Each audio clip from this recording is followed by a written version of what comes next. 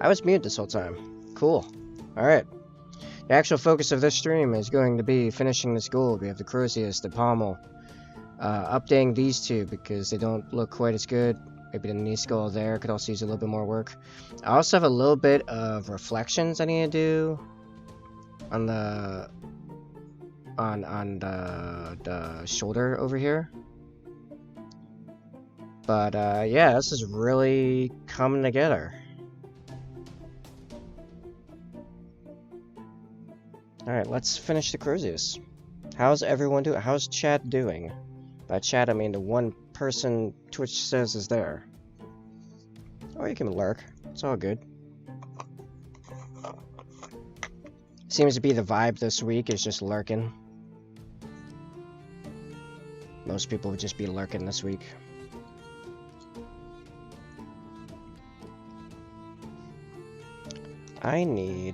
I was liking that mix. I mixed Flow Improver and Thinner yesterday, and I'm liking how that mix was working.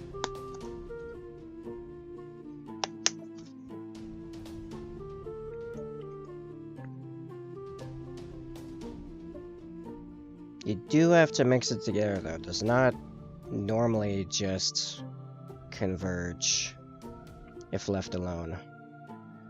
It was giving me some pretty nice control on stuff. Sap a little bit of it on a napkin. Let's get to very precise detailing on this thing.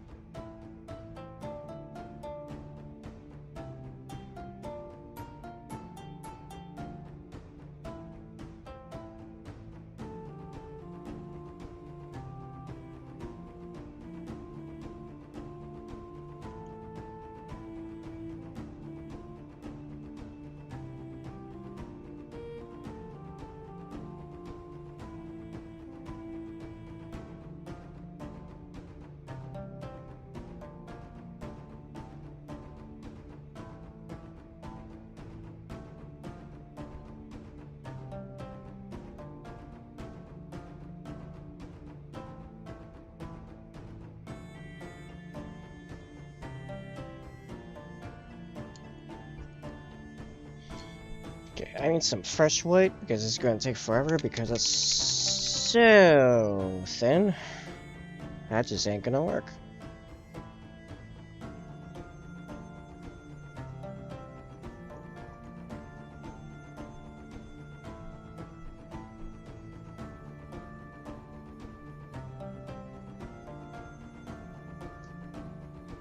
One thin, but just a little bit of body.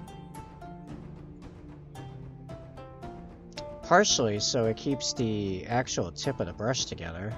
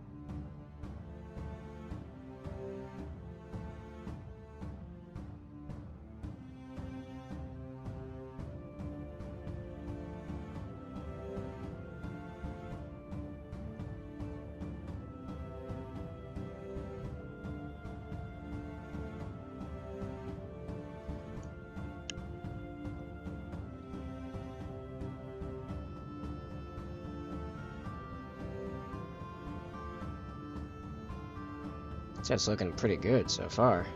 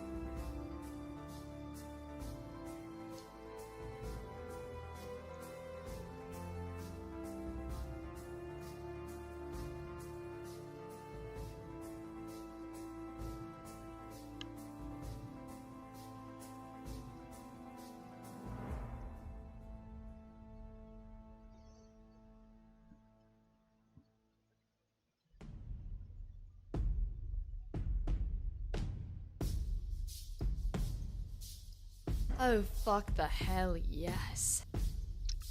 Oh, I thank you for the follow, Onago. Oh, oh no. I'm gonna call you Ono.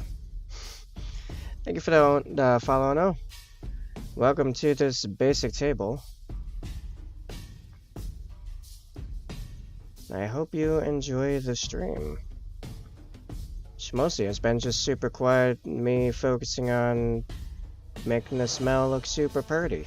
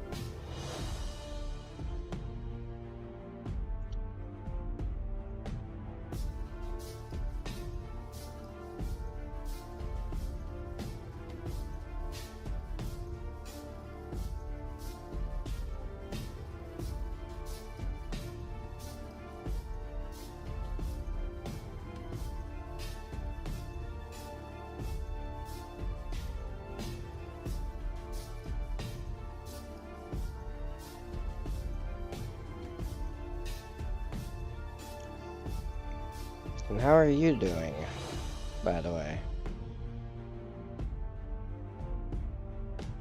Oh, my friend.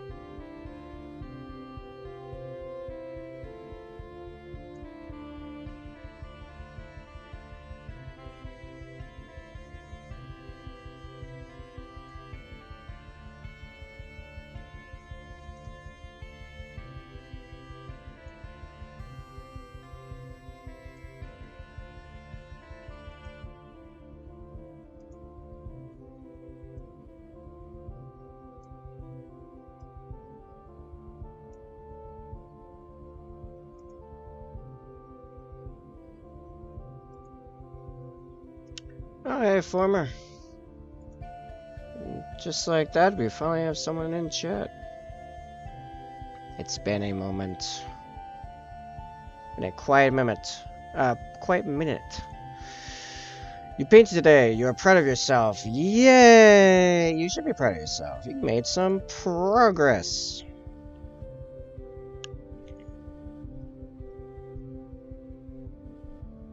A hobby day is a happy day. What'd you paint exactly? What did you do? I didn't know you were streaming. I mean, I'm always streaming, man. Nah, it's Wednesday, 2:35 p.m. Eastern Standard Time. I'm streaming.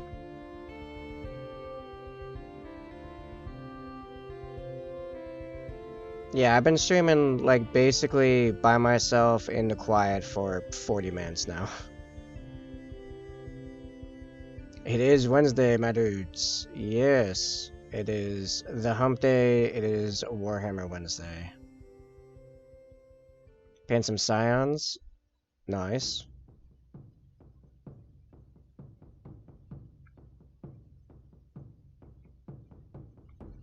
I know that's almost always your answer, but I'm gonna keep asking for that, you know, special day when I hear you're painting like a Valkyrie or a Torax Prime. You don't have to apologize. I'm just saying. That is an observation. I have been painting in silence for 40 minutes. That's just the reality.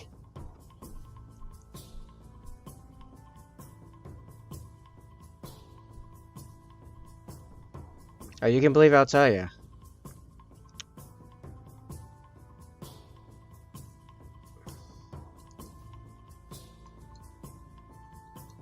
The moment I print Valkyrie, you will know. Oh, nice. You gonna 3D print a Valkyrie? In fact, yeah, now he's gonna do it. He's gonna do it right now. I just needed to call him out on it.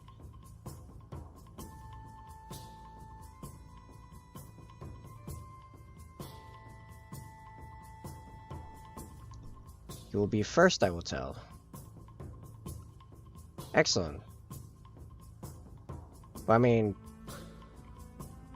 you have little excuse in the way of hurdles. You just put it in the Discord. I'll slide into your DMs. Alright. That is a thing you could do, yes.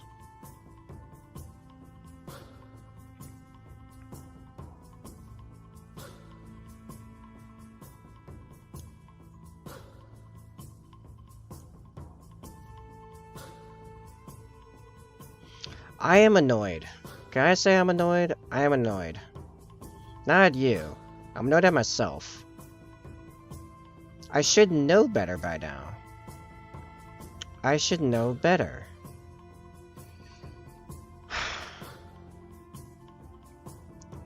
I should have painted the back first, then the front, because the back is going to look so much better than the front. It's frustrating. The back's not even close to done and it already looks better. Jeez.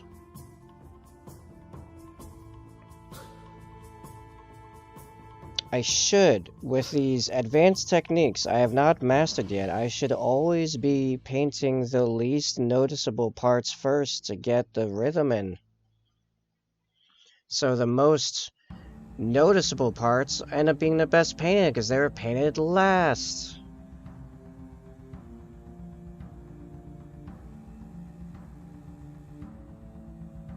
That's how it always goes. The last thing I paint looks the best.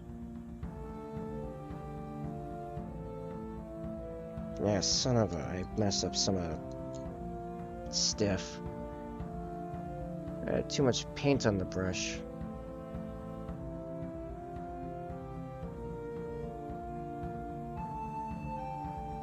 Of course, the coat's so thin it dries instantly, and now I'm screwed.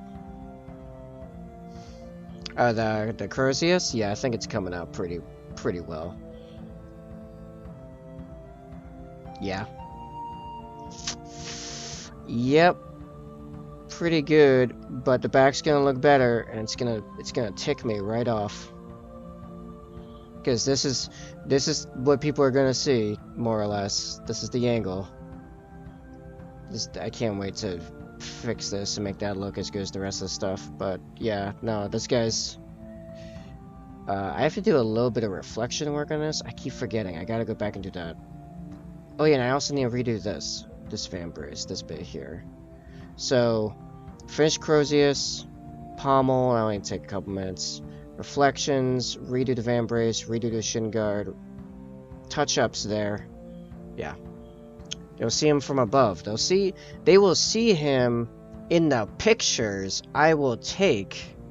I mean, it's for playing, but the one that's really gonna wow people is the pictures. I mean, like, the vast majority of people are going to see it like this. Ish. Yeah, about there. Maybe slightly more from above? I don't know, something akin to that, you know? Also, yeah, no, even from above, like, yeah, that's correct. Yeah, and here's the thing, when you're doing Namatak Mel, you gotta figure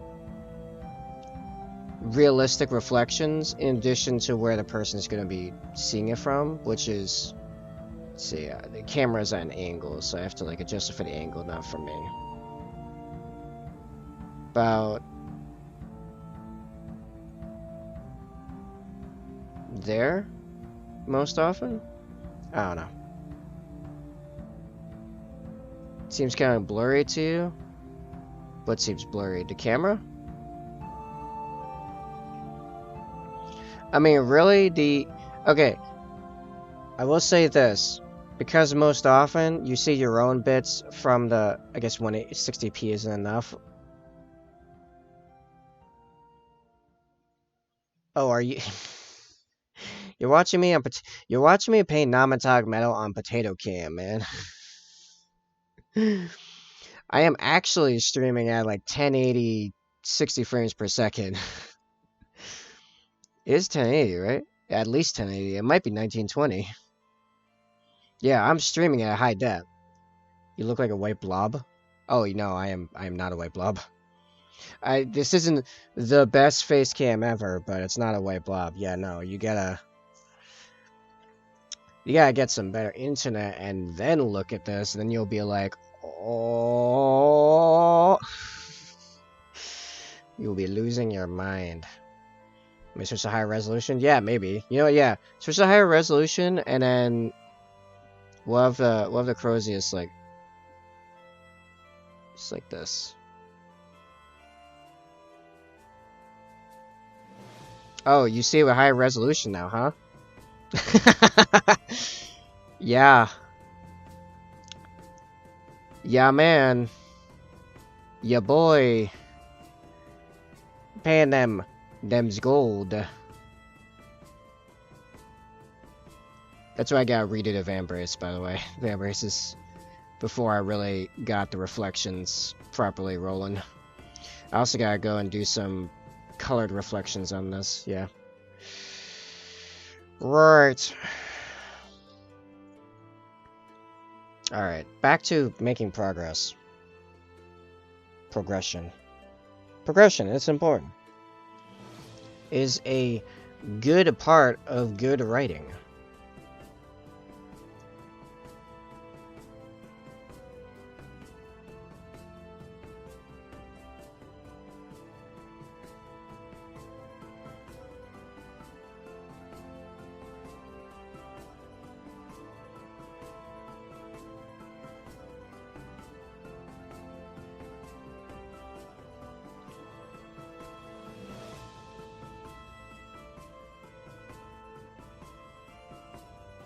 The downside, this takes a massive amount of focus. Also, yeah, I'm really not satisfied with how I did the Iron Halo. I can go back and do that more, I guess. I don't know. I think it needs some more just layers.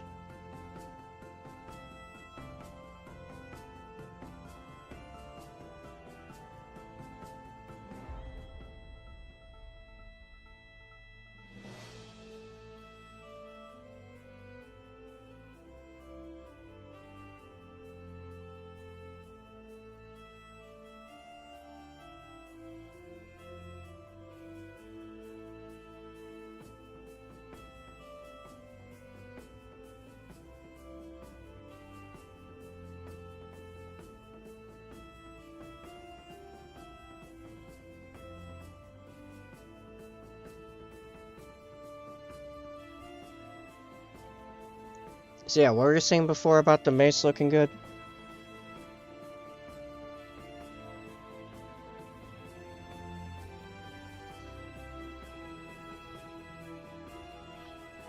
You were saying the mace was looking good at 160p?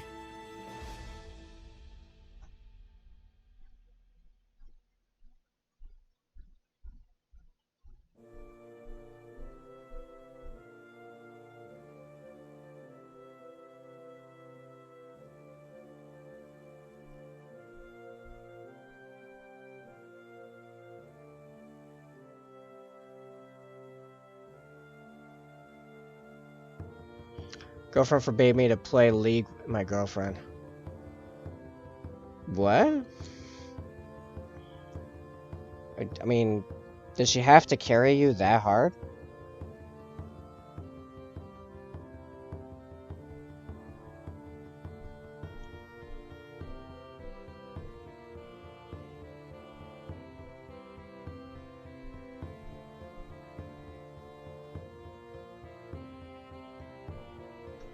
See, all my timers are going off right now. Alright.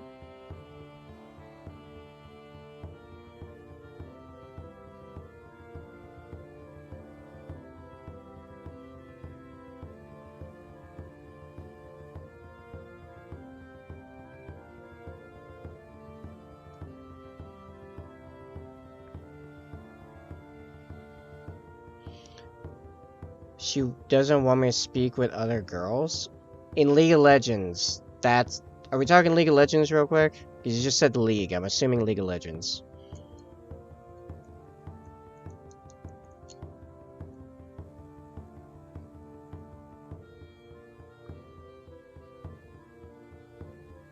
Okay. She's worried about you talking to other chicks on League of Legends. I don't think the odds are that high.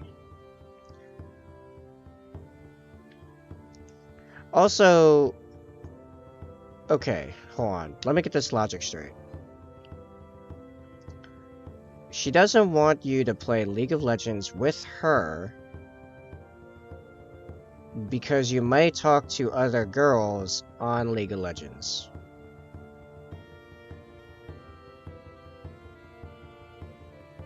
But you could just play League of Legends solo.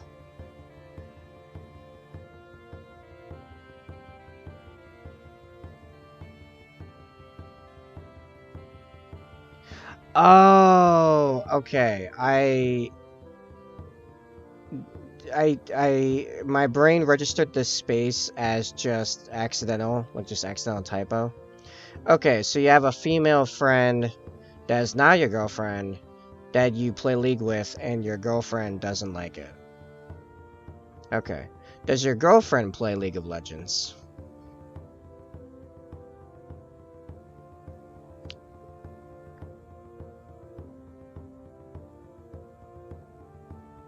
Your girlfriend plays League of Legends. Yes, she does. Okay.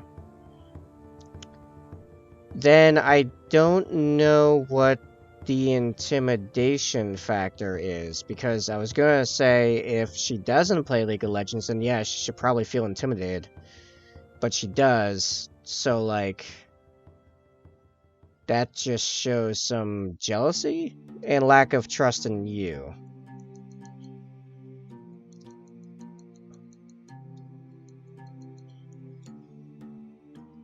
But hey, I'm the type now that, like, I don't take crap from anyone. Like, you don't get...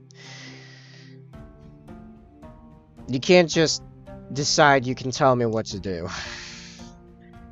Not me. Not at this point. I tried playing that game. That game doesn't work. You give him an inch, they'll take a mile. I don't get why she's jealous. I'm lucky I have her.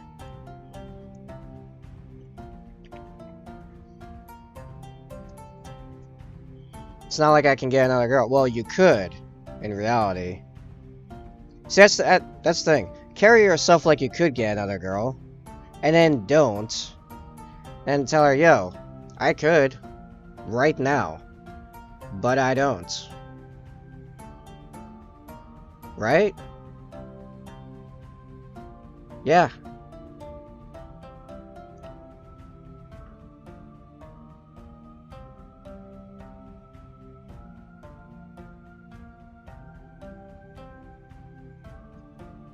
Like, I will tell a girl straight up, hey, you wanna keep me? You keep me not by pinning me down and removing freedoms. That's how you lose me. You keep me by you being so absolutely incredible that I'm like, why would I want to? Why would I want to go for another chick? Freedom will keep me more secure than you projecting your insecurity upon me. Insecurity is weakness. Don't project weakness from yourself or upon me.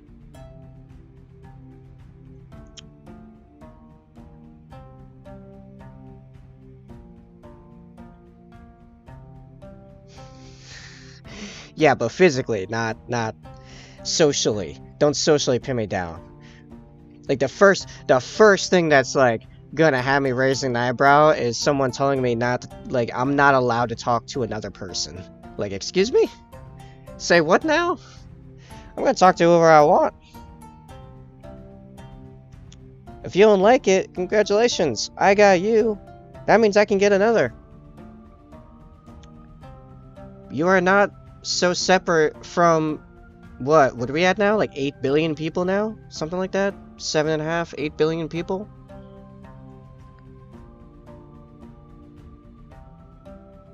Listen, the second I unlock whatever it takes for me to get actual money, I immediately become a super catch.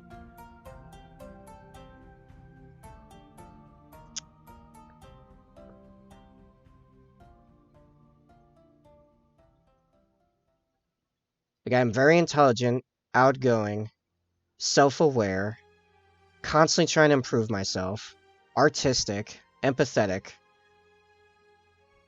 but I don't take crap. I'll stand up for people. Like, yo, you think you can just pin me down? Nah, The only thing holding me back is money. I think she wasn't serious, but I'm never sure. It is a red week. Oh, yeah, you can never be sure during a red week. That is true. You could... Okay, the way it was with my ex, she had such a bad red weeks that I could straight up, like, call her out on it, and she'd be like, yeah, no, it's like that. And I'm like, yeah, it is. Calm yourself. It's just, you are feeling chemicals. These aren't based on facts. And it's fine that you're feeling chemicals, but you are effectively on drugs. Because for her, it was like that. Like, she was a completely different person. She was actually... I made this joke a lot, and she, for the most part, agreed with it. I was effectively with, like, 4 different people, depending on the week of her cycle. Like, first week, second week, third week, and fourth week we're each, like, different people. It was a nightmare. But yeah, I could straight up be like, listen, that is not reality. This is reality. What you are feeling is you on drugs of your own body. Someone's trying to beat me during my week. Jeez. Gold actual. This is Silver Stream ready for takeoff. Yeah. Oh, can you tell I've been watching Bricky playing Modern Warfare 2, Sai? Can you tell?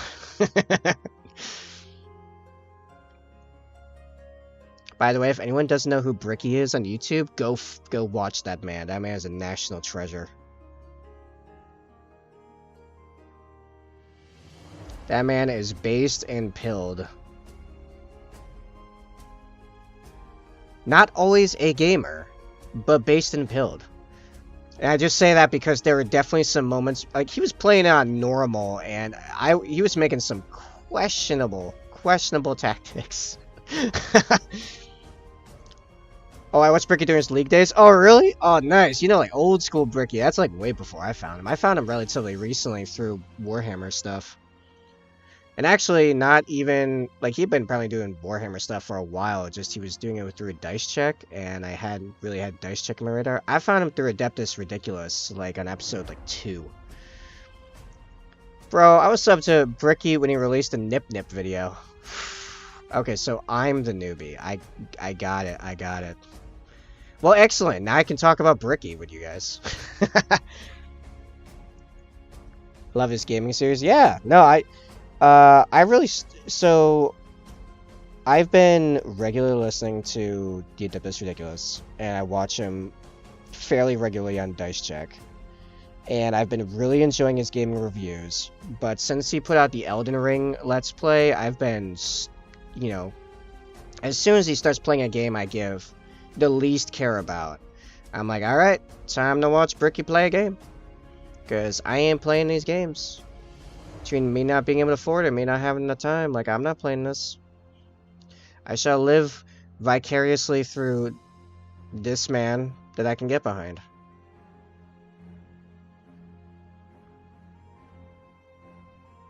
It's actually even funnier when I disagree with how he approaches things. I'm trying to find... There was one relatively recently that really stood out to me. I'm like, nah, no. Not in the slightest. What was it? I feel like it was during God of War. God of War Ragnarok, man. That was good. That's a good game. Which is great that he played it, because I don't have a PlayStation. Magic Pustfly. How do I say that? Is part of a Dice Check channel, even though Bricky and Magikarp made League videos in the same era. I never saw them interact, and I randomly saw both of them running a Warhammer channel and surprised the crap out of you, because, you know, Bricky played, let alone Magikarp played, and I have a channel for it. Oh, yeah. And Magikarp's hilarious. I don't know any of his League stuff at all, but him on Dice Check is great. Magikarp use fly. Gotcha. Yeah, I just know him as Magikarp.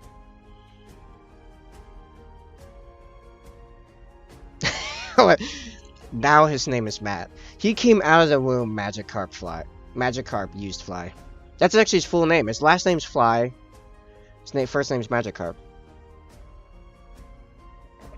Magikarp, you fly.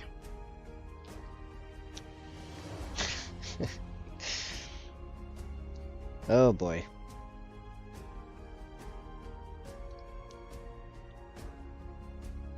Oh, jeez. I forgot to put on, I hate that. Alright, hold on.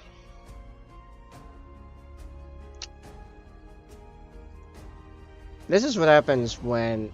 It's because I use the crappy app, but the old app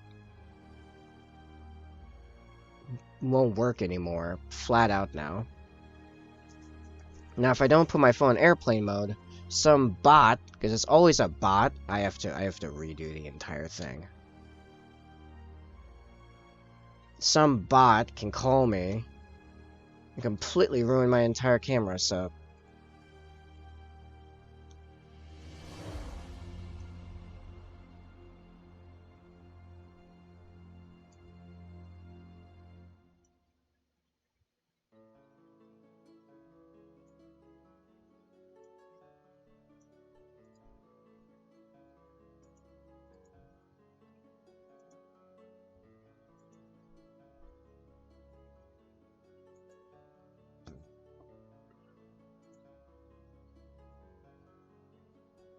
Okay, there we go.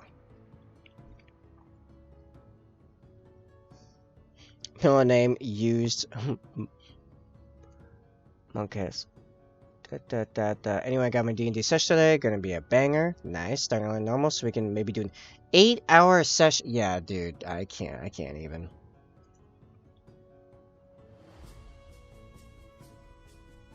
What are all these other notifications over here? Now that I'm looking over here, like, what is even happening?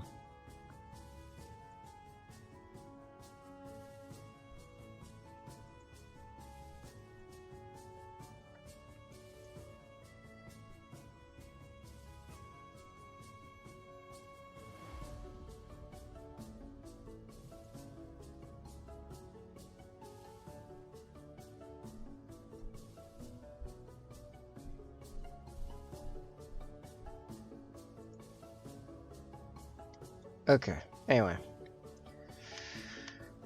Used to 8 hours IRL sessions, but wasn't D&D 5e. I feel like, okay, I've definitely hung out in IRL in a setting that revolved around a D&D session.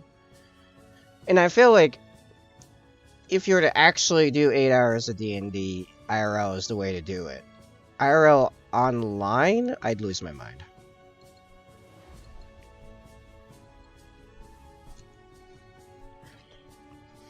Like, my one-shot with Psy hit 6 hours, and I was starting to lose it towards the end. I was like, oh man, if we could just... There's usually a couple 15-minute breaks in there. Yeah, it's not about the breaks, it's just... I don't know.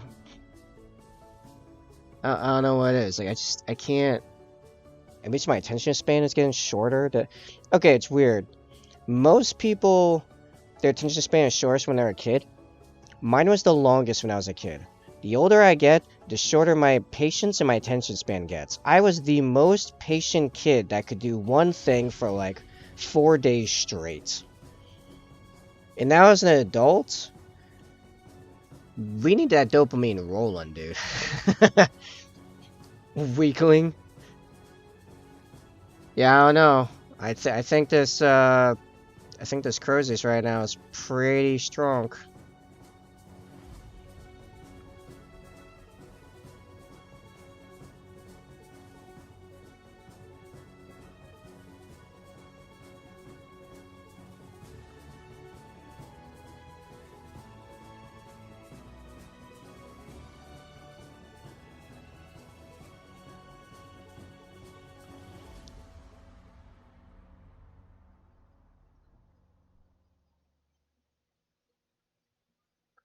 I wonder if it may have something to do with my lack of financial security right now, honestly. Because it weighs heavily on my mind. All the time. So that might have something to do with it. Because I've not been financially secure all year. Actually, most of last year, too. I was a bit more hopeful about it last year, but... been steadily getting worse. Not good. Yeah, the music ended, I am aware.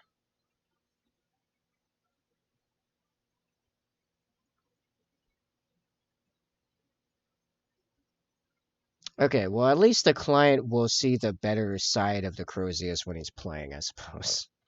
I'm sure it's before, but I was 1000% the opposite. I had no patience whatsoever when I was a kid, and I only now started to get some. Yeah, I think part of it was, in all reality, when I was younger, my patience would allow people to take advantage. Oh, it's that song again. I really like that song, but it turns out it gets hit by the Twitch copyright bots. Okay, so people would take advantage of the patience. So now, to counteract that, my patience just been going down, because if my patience goes down, then people can't take advantage, because I will just stop doing stuff, effectively. We started at 18 and around 6, that adds up to more than 6 hours, but we also try to have breaks, good times. Yeah. No, I forgot. When I used to do my IRL games, we would do like 3 hours of play, then all walk to a store or food place nearby for a long break, some lunch, and back home for D&D. See, that I can do, because that's what I do with streaming, that's what I do with my current D&D games. I have one D&D game, then a few hours in between, and then another D&D game. It's, first game starts at noonish, ends around 3, and then second game starts around 6 and ends around 9. Like, that I can do.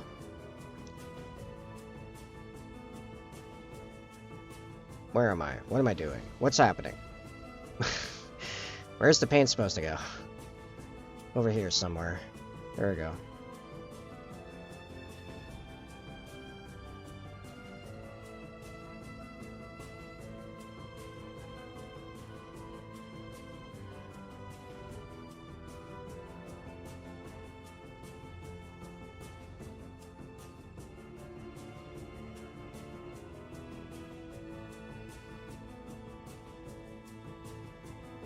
Yo, this track is banging for no copyright. I know, like, we've heard it plenty of times, but it's really starting to sink in. Like, this is just a freebie.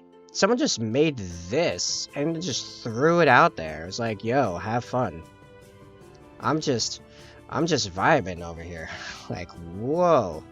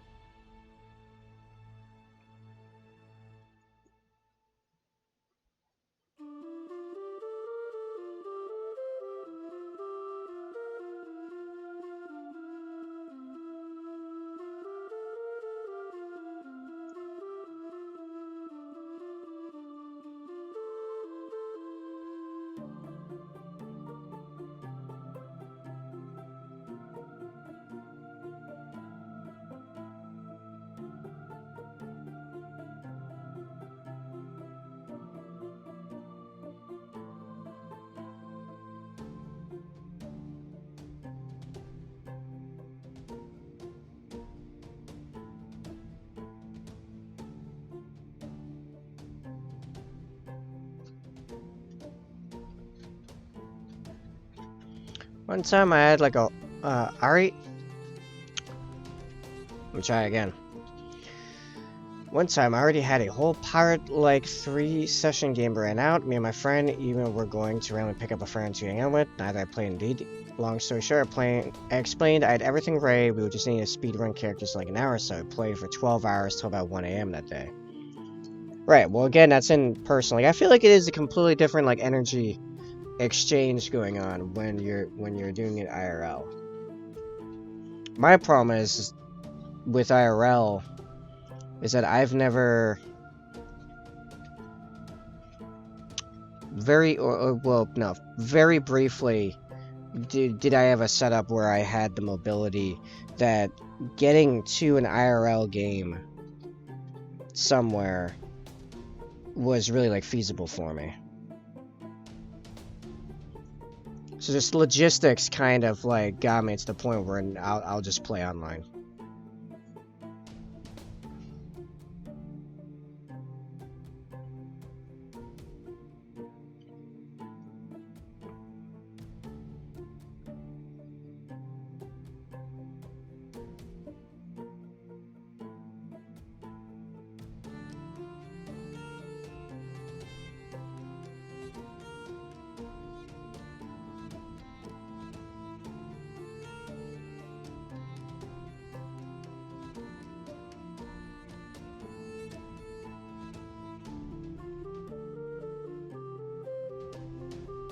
This needs to be a much brighter way here.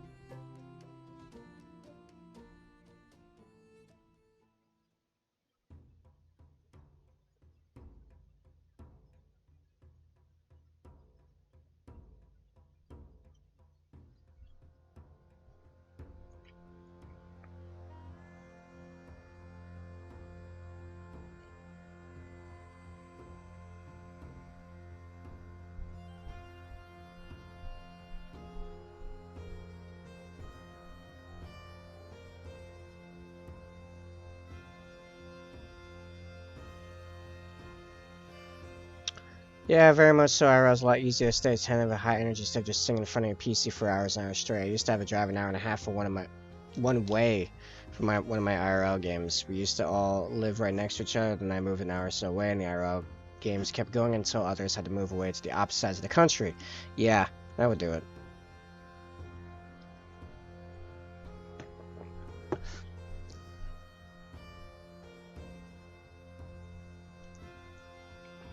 Yeah, I feel like that is also a point in online games' favor, is that there's a lot more, or at least in theory, there's a bit more or a bit more trust that the game will go for a long period of time, because only if like their schedule massively changes does someone have to leave. Moving does not actually does not have to affect much, if anything.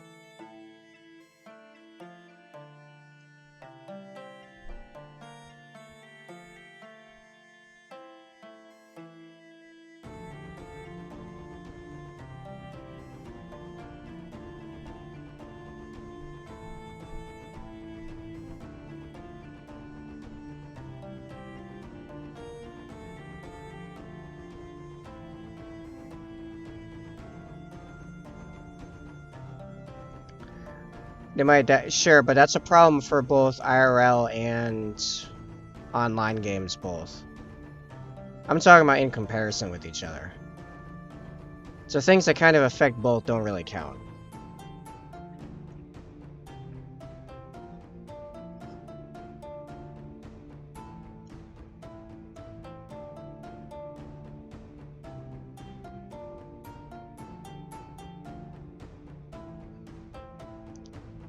Like, I've played games with people that in total, we were in 3 different continents.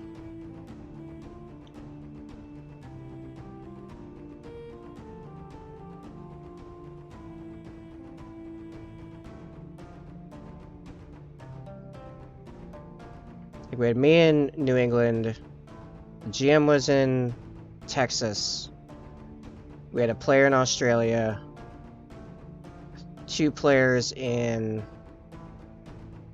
Europe, and I forget where the other one was. I think the other one was somewhere in America, based on the accent.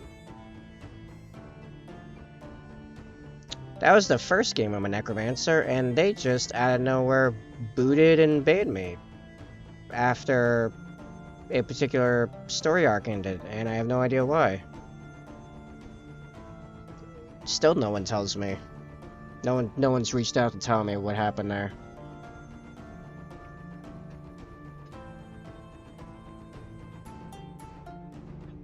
I just can't seem to get these rib bones bright enough.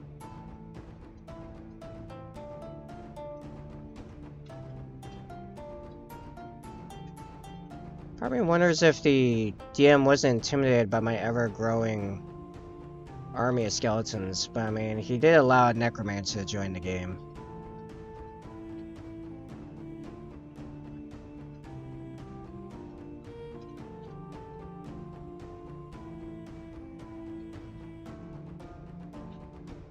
Necromancy, you can't raise corpse 4 hours away. Well, you mean like resurrecting the other players? I mean, you're looking at clerics for that because necromancers can't raise something intelligent enough to be a PC. I don't know why, but I've had a lot of necromancer players lately. It's people getting ready for the oncoming apocalypse. It's like soon the only resource we're gonna have is dead people. May as well get used to it. Alright, I think the Crozius is done.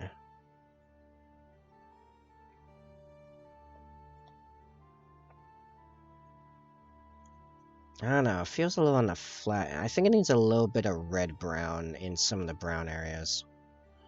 Yeah, I count no Necromancer first 3 years, and now the last half a year, so I've had 6 different people independently play Necromancers in my games. And I didn't even play my Necromancer in your game.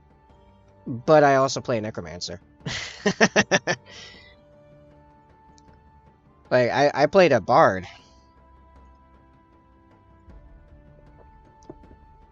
Yeah, you would have been even more. Yeah. Had all of them been Necromancers before that? Oh man, can Bards be Necromancers? No. Not that I'm aware. I mean, I suppose. Okay, technically, if you got a staff that had Animate Dead as one of the spells it could cast, then I suppose so. Or scrolls. Again, no summon undead related stuff. Not that I'm aware of. I didn't see anything. Let me pull up the Bard spell list real quick. I don't believe Bards can. Yeah, generally speaking, people when they think of Necromancers think of Wizards and Clerics because they both get Animate Dead and Raise Dead.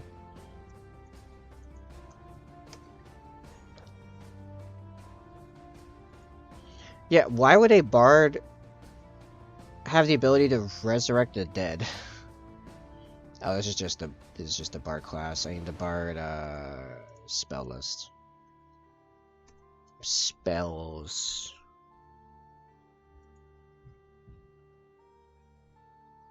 Alright. So, Animate Dead's 3rd level. Nothing there. They do get Bestow Curse, which is cool. Raise Dead, 5th level.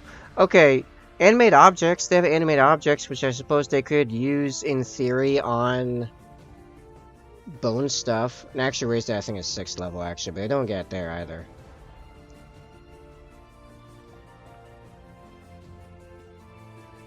Yeah, Resurrection at 7th level.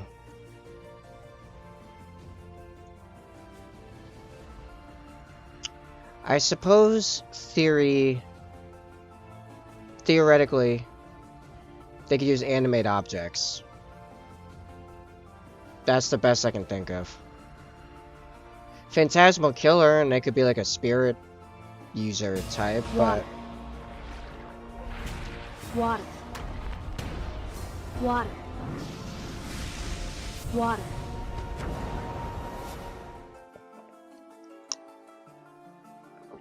I looked up Necromancer Bard build, and the first thing I see is this comment. Lore Bard. Use your magical secrets on necromancy spells. A combo I like is Animate Dead, and its upgrades combined with Crusader's Mantle. All allies, including minions, within 30 feet do an extra 1d4 radiant damage.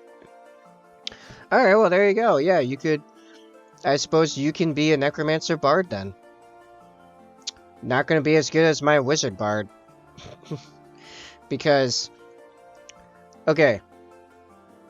Wizard with Necromancer subclass is still better. Because you get to, with Necromancer subclass, you get to add, you get bonus health on all of your resurrects, and they do damage that scales with your proficiency. Actually, it's health that scales with your level, and damage that increases with your proficiency bonus. Can I do it? Yes. Should I do it? Probably not. Well, I mean, why would you? Like, what does Bard give you as a Necromancer that you can't already do with, like, Cleric or Wizard? Because I'm sure there's a way you could probably do it with Sorcerer and Warlock, too, but I mean, why? Like, what? Why? A way to sing the dead awake? I mean, you could literally just still take... Okay, but that's just flavoring Animate Dead. You could be a wizard that has high charisma and what's it called? Proficiency in performance. Like, you don't need a bard to do that, because it's still the same spell, and nothing that bard has actually integrates with the spell.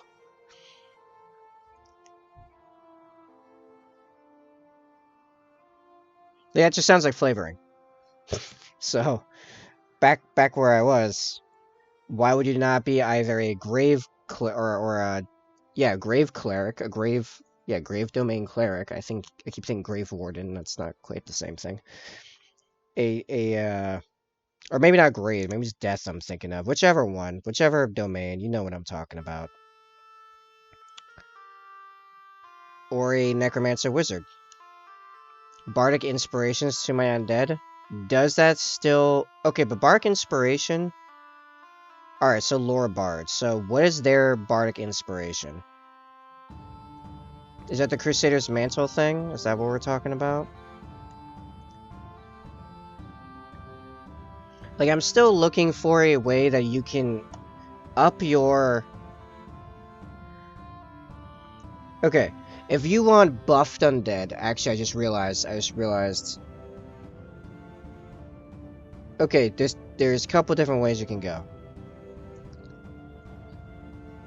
You scale it with Necromancer subclass for damage and health, or you can go tons of health. Because if you're a Twilight Domain cleric, I learned this because I am playing with a Twilight Domain cleric. The cleric can give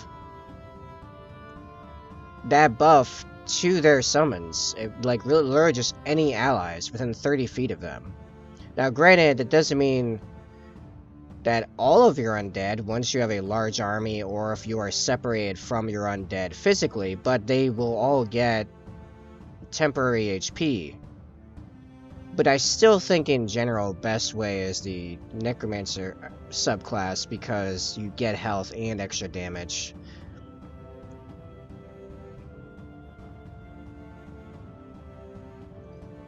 Cutting Words, also at 3rd level, you learn how to use your wit, distract, confuse, and otherwise sap the confidence of others. When a creature that you can see within 60 feet of you makes an attack roll, an ability check, or a damage roll, you can use your reaction to expend one of your uses of Bardic Inspiration, rolling a Bardic Inspiration die, subtracting the number rolled from a creature's roll. You can choose this feature after the creature makes a roll, but before GM determines whether attack, roll, or ability check succeeds or fails, or before the creature deals its damage. The creature is immune if it can't hear you, or it's immune to being charmed. That's what the lore bard gets, is bark inspiration. Okay, so you get 1 per turn. Yeah, no, it doesn't. It's the same as if you're using on your allies, and it's only once per turn. Like, here's the thing. Necromancer subclass, all of your undead get the bonuses inherently, and they don't have to be anywhere near you. You don't even have to be conscious. Your undead just have more health and do more damage. Flat. It's not even dice rolls. How much more damage is flat scaling with the higher you level up. If you want to be full-blown Necromancer, I'm telling you, like, if you want to be Lord of the Undead, you play Wizard. You just play Wizard, Necromancer subclass. It's real straightforward and simple. But if you like some side Necromancer stuff, mostly just being a bar, I guess, is the way to go. Yeah, I guess so. Although that still seems like weird, because here's the thing, in most settings, Necromancer is... Like, being a Necromancer is considered a bad thing, and a lot of people are going to hate you for it, so it's kind of not a thing you would just dabble in, you know? Because it's not worth it. Because you're going to have... Like, you sacrifice a lot just to do necromancy in most situations.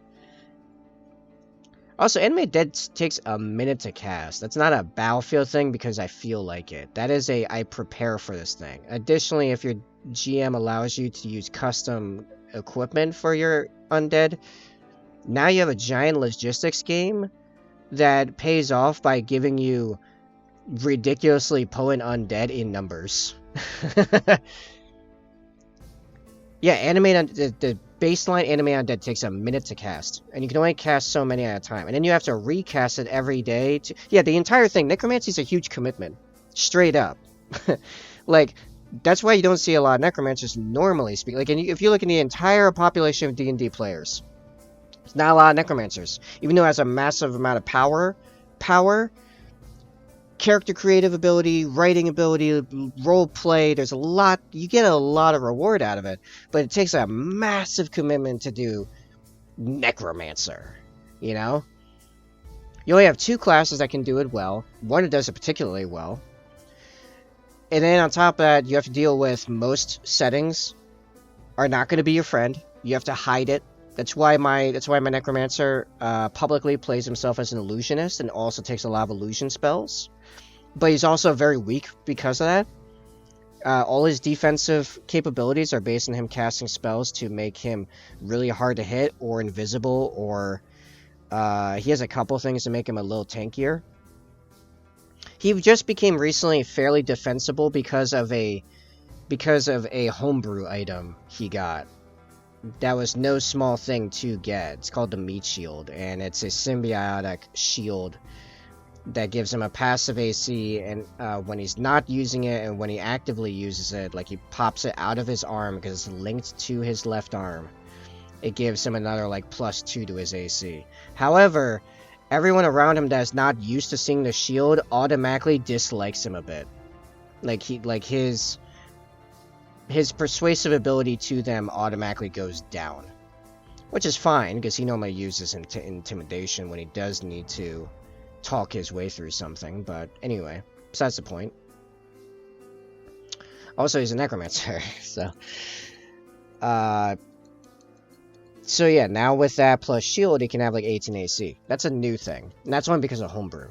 So you are frail, but a lot of defense and damage capability once your skeletons are out.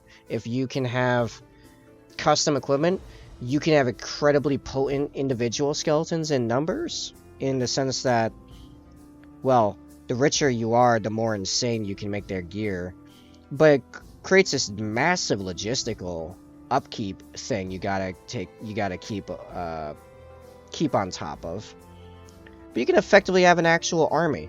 I mean, a literal, straight-up army. That is 100% under your control. You're straight-up playing a turn-based strategy.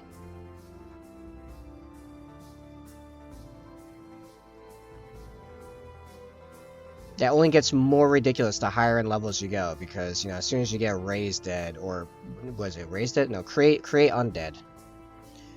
That one. You get that one? Oh boy. Because then you can get undead in your army that can summon more undead. But you got a lot of upkeep and a lot of preparation. Like you don't just walk into a bar and be okay because you're a fighter and you can just punch someone in the face if there's a problem. It's like, no, you have most of your spell slots tied up in keeping your army under your control. So you got to rely on your buddies or low-level spells, like spells under 3rd. Because you have no other spell slots. If you are actually at full strength, you have no spell slots under 3rd. Gonna BRB? Yeah, sure.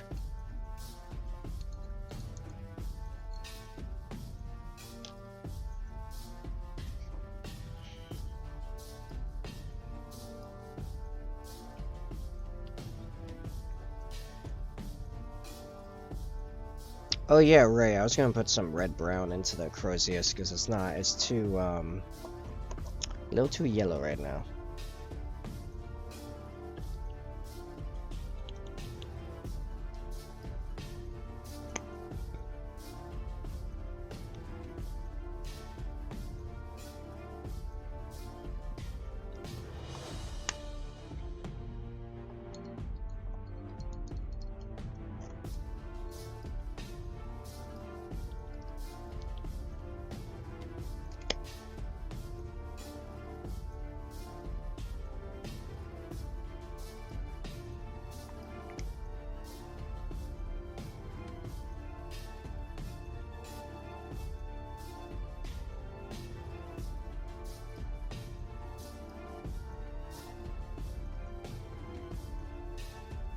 Oh yeah, where's my reference? Need my reference back.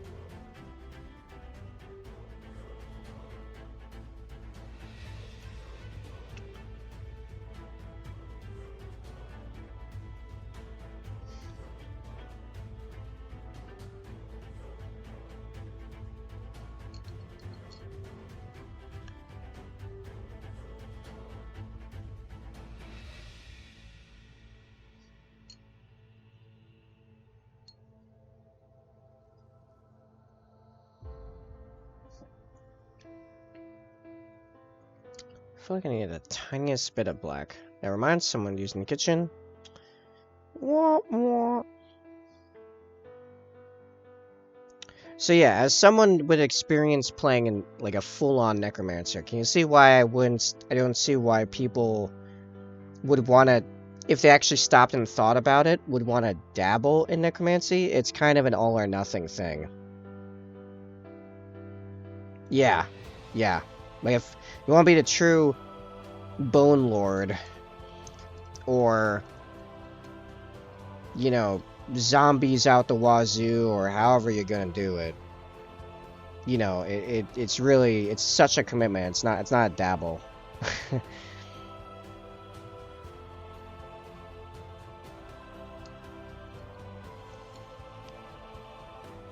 I know what the next character I will want to make is. I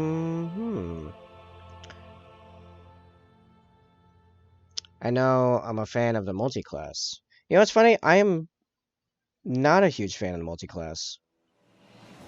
I don't know, I think it's because whenever I make a character, the thing is so specific that I want to do, that the best way to do it is usually by going into like a single class and going nuts with that. Like all the way.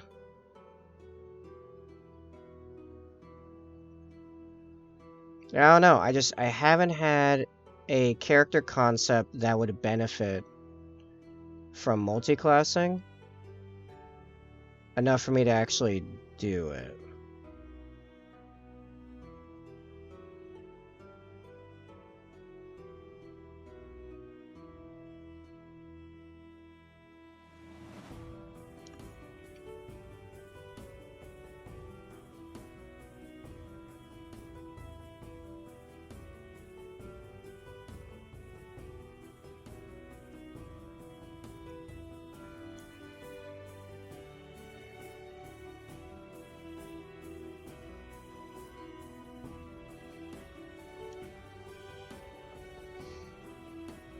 I mean, that's fair. Like they require multi-classes to work. All right, that's fair enough.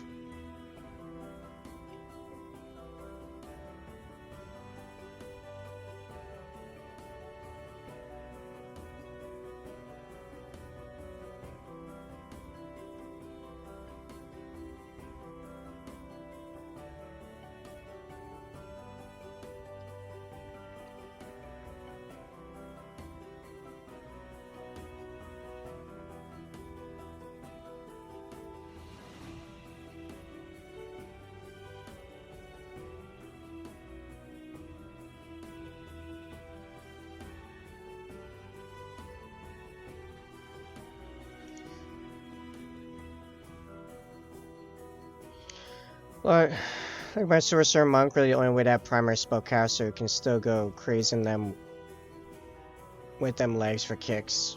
I'll go with him to seem like a spellcaster up until I'm being the crappy point blank and spending key points. Okay.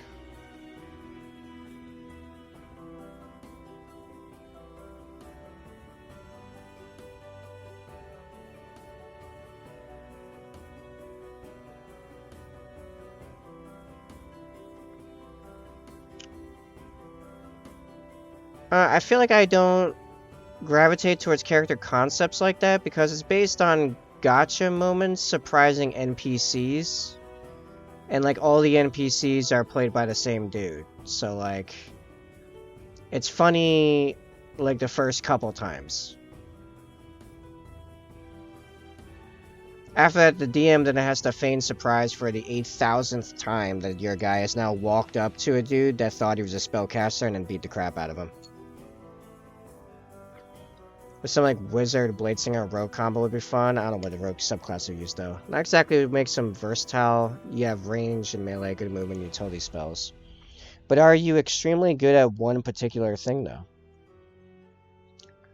I mean, I suppose if you're going for a jack of all trades type, I don't know. I prefer to specialize and go absolutely ham into one thing, as you probably could tell from hearing about my characters thus far. I like to pick a thing and then be the absolute greatest at it.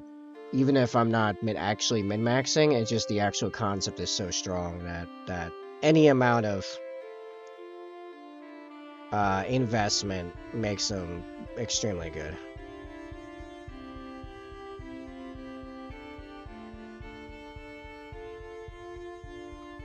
Can't really tell if upping the contrast happening here is helping or hurting.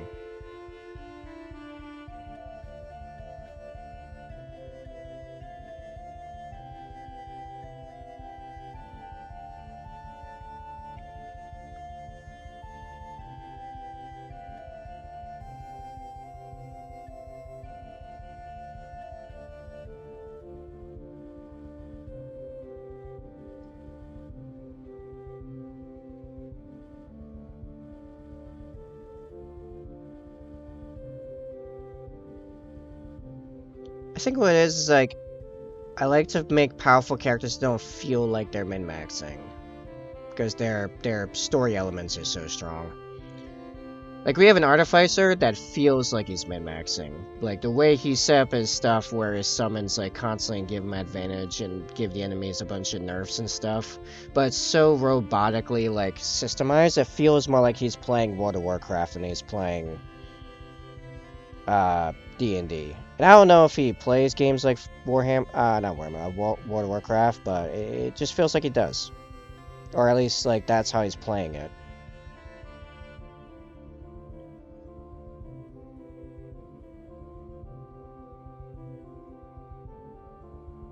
Mine, I've only actually used my skeletons in combat once.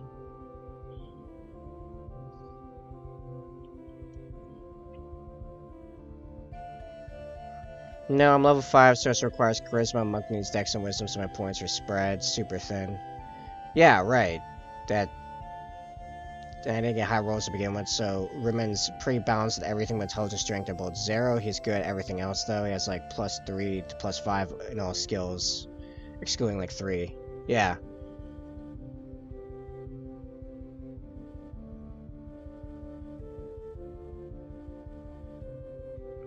I feel like I'm gonna have to make another pass at highlighting this thing.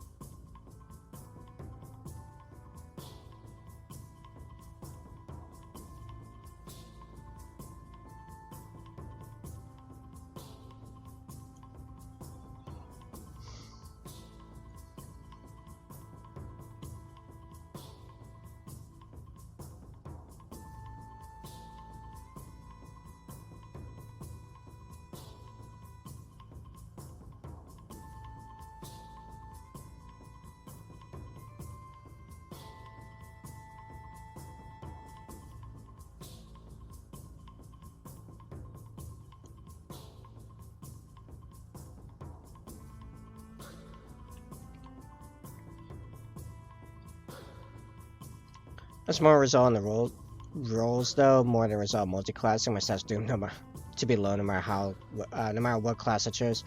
Also, Rimmer was going to be a sorcerer at the very beginning, but I looked at our comp, and so we had 2 sorcerers, 1 wizard, and for a 3-person party, so I took Monk to get the unarmored bonus and close quarters combat capability. What's the big sorcerer I wanted to play? Okay, so that's like one of those setups that actually evolved because of the situation. That would be a good party to have the wizard be a necromancer in, because necromancer can play tank.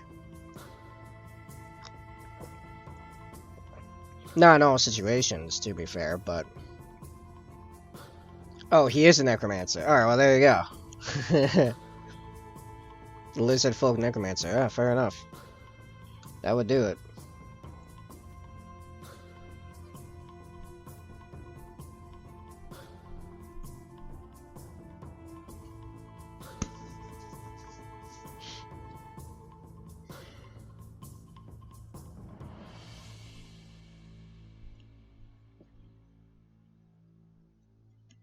Kills people, eats the meat off the bones, raises the skeletons. Fair enough. I usually have my skeletons just chop the meat off. use the skeletons to prep the next wave of skeletons. Skeletons making skeletons. It's all very automated. It's very efficient.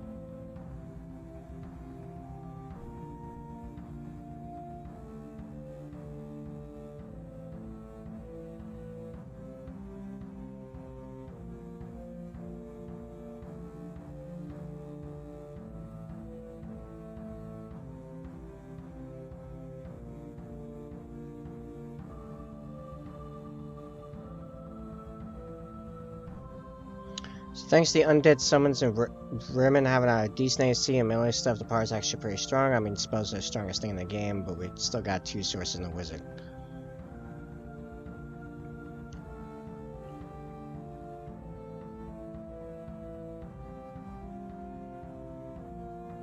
Yeah.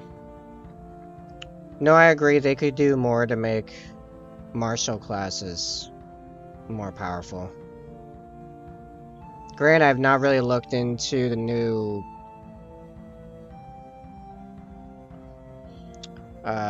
D&D 1 rule set. Just haven't had the spare additional time.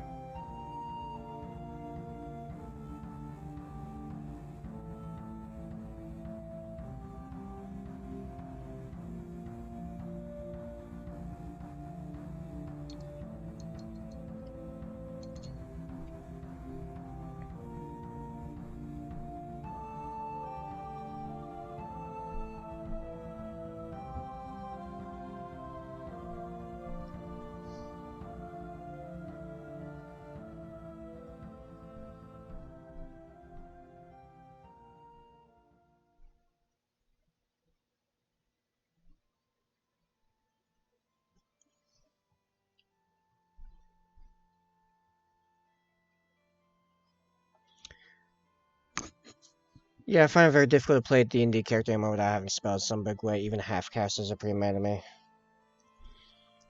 Yeah, I mean, so when I first started playing, I was introduced to 3.5. So I was playing rogues a lot. But since really shifting over to 5e, I've only played casters.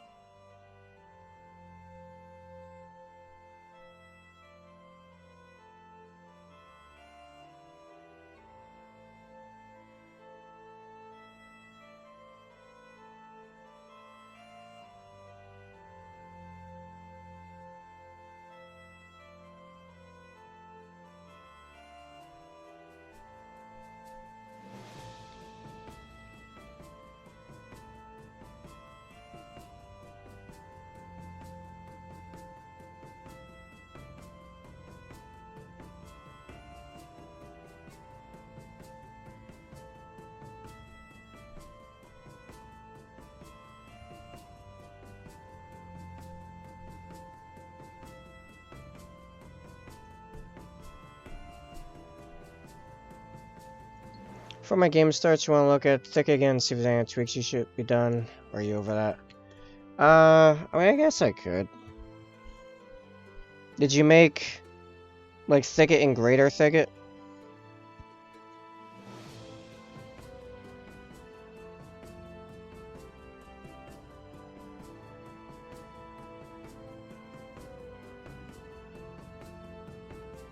Yeah, okay.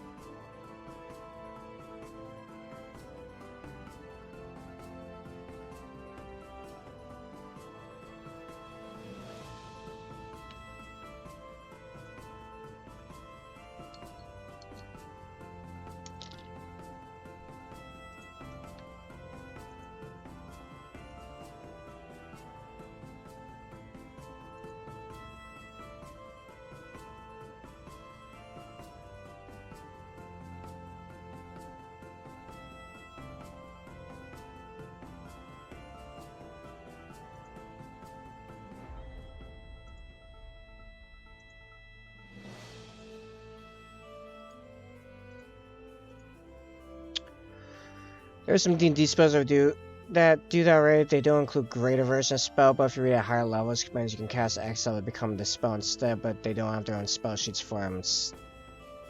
But something like Minor Restoration, Greater Restoration do. Yeah, I can't really think of any spells that straight up become another thing at a higher level, though, to be honest. I'm not saying that they don't exist, but like, I can't think of any.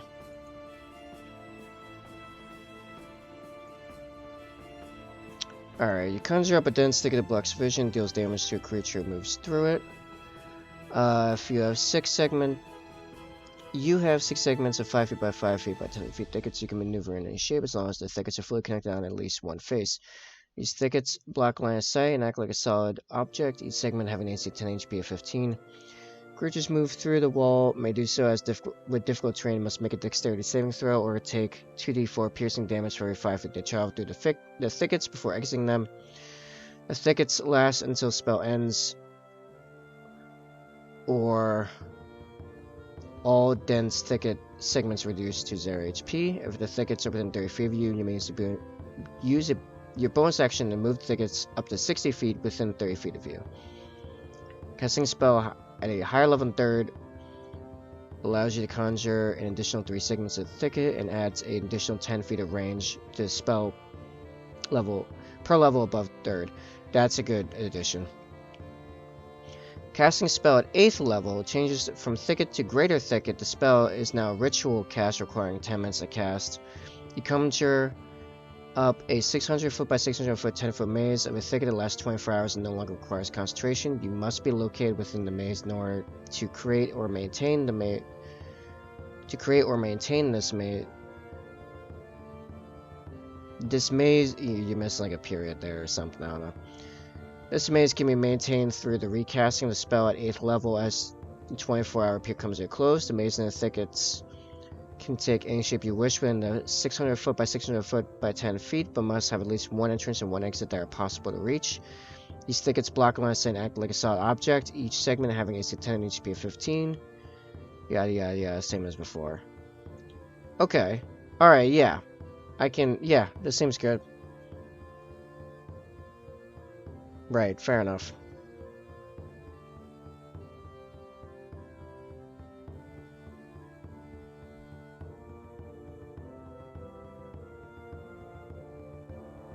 Yeah, no, there's some grammatical stuff to fix there, but in essence, yeah, no, I like this setup. I think this is good. Is there a... okay, so there's... I know several. You have... The 2nd and 3rd sentences don't have a capital letter at the beginning. Nara does. If the thickets are within 30 feet of you, that needs a capital letter. Actually, I think more sentences than not need a capital letter at the beginning of the sentence. The space in front of the 3rd paragraph.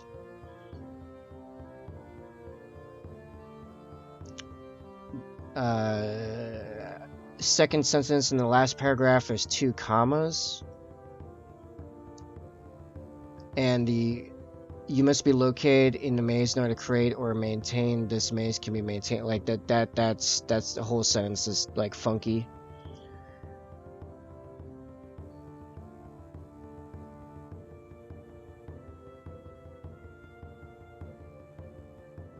These are the ones that really pop out at me anyway.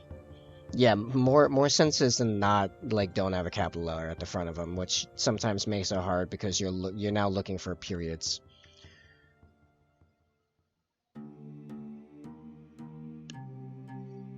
Okay, well, like I said, there's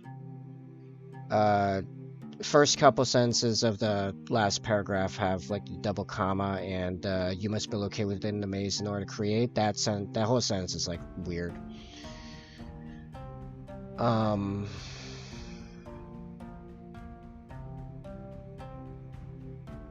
Yeah. Maybe add also a thing if you cast it at 9th, it becomes a permanent fixture. Because you have like an 8th thing. Why not a 9th thing? So like the the upcast of Greater Thicket is now a permanent one, but you have to be 9th level to do so.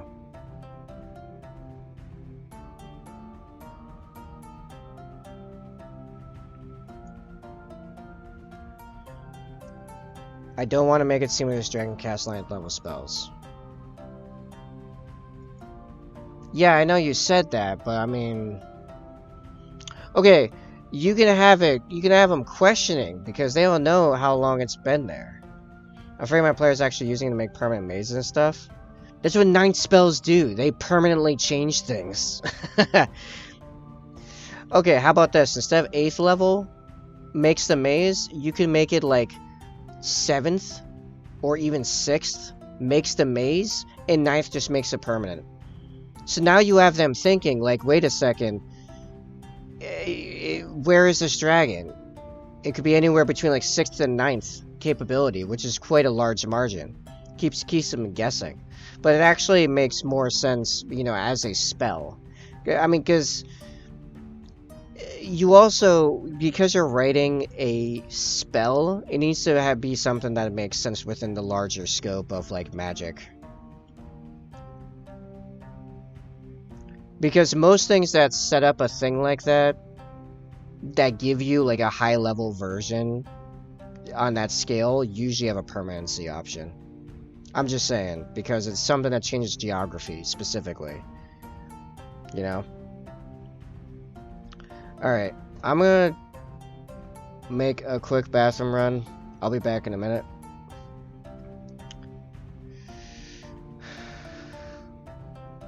We will discuss what you don't know, zombie. Gotcha. Alright, I appreciate that, thank you. Now it is now illegal. I can now take a legal bathroom run. Where's my BRB screen? Here we go. Alright, you guys can enjoy the slideshows. I'll be back in a sec. Here now, don't worry. Good. All my fears are resolved.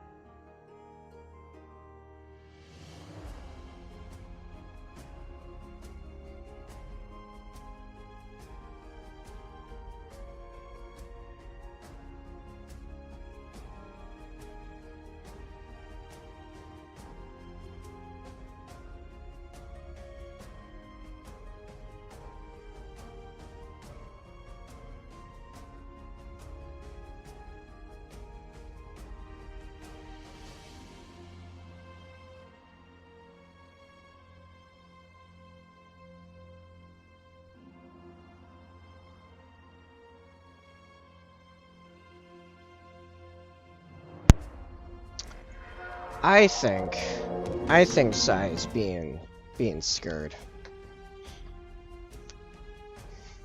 Let him make a maze. The maze isn't that big of a deal by itself. The reason it's a big deal for the players you're chucking into is because there's minotaurs in it. The spell doesn't summon minotaurs.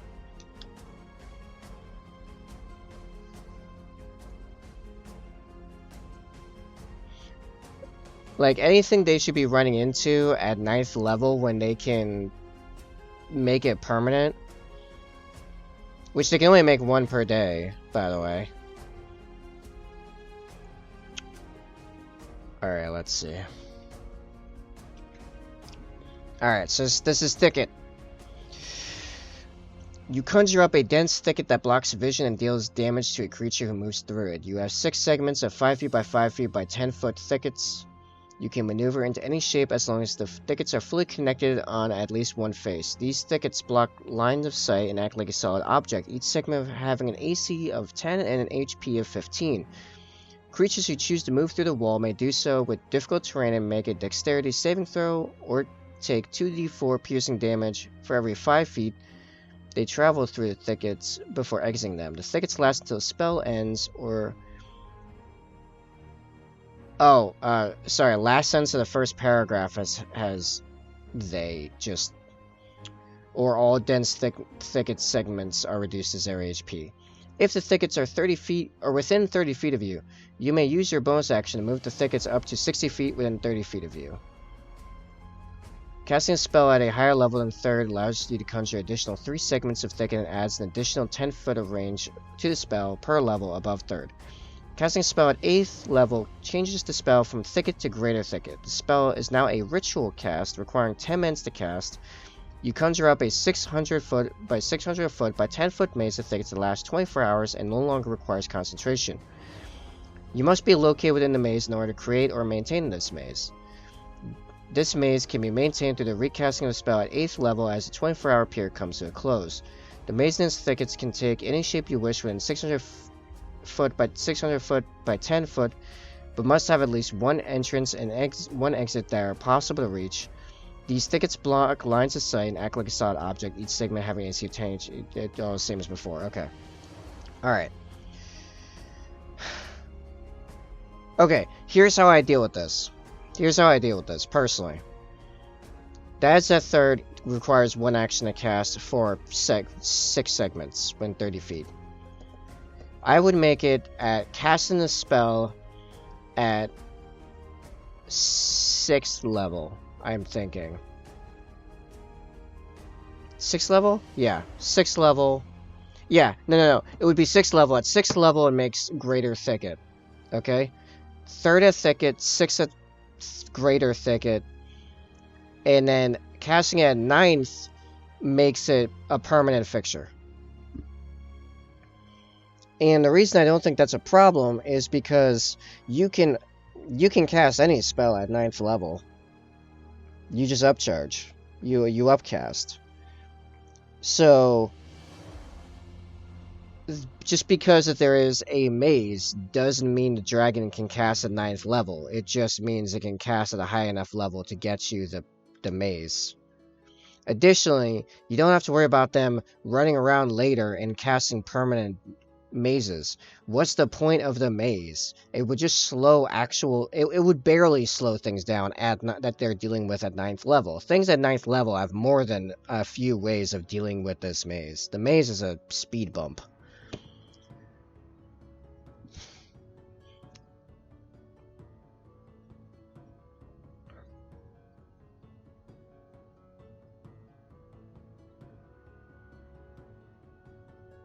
Okay, so make it 7th then. I'm just saying, I feel like there should be a permanent version of it. I mean, you're already giving them 24 hours. That's as permanent as, like, most of the time D&D means anything. Like, when are you sticking around anywhere for longer than 24 hours? Also, it's 9th level. I mean, come on.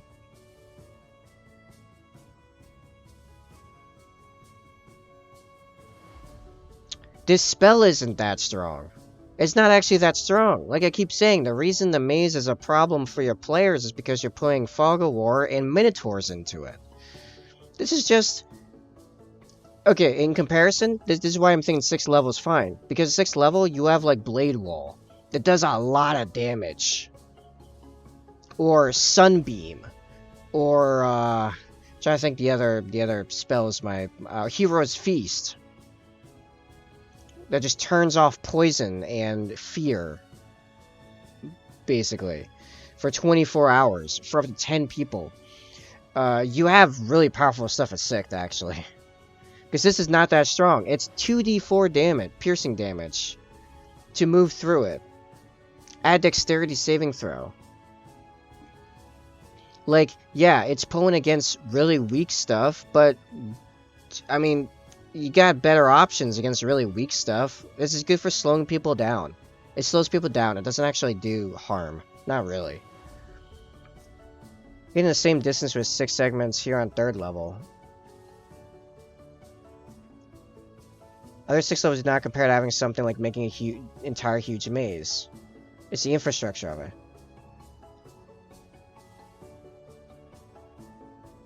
The maze part only matters if they don't want to just roll through it. Additionally, HP of 15. And only 10 feet tall. Which means anything bigger than large just walks over it. Anything with fly, flies over it. Anything with large amounts of aerial effect just blows it away. Like, this is a speed bump. It's a 600 foot by 600 foot speed bump. To actually strong things. It really messes with weak things. Like, normal humans.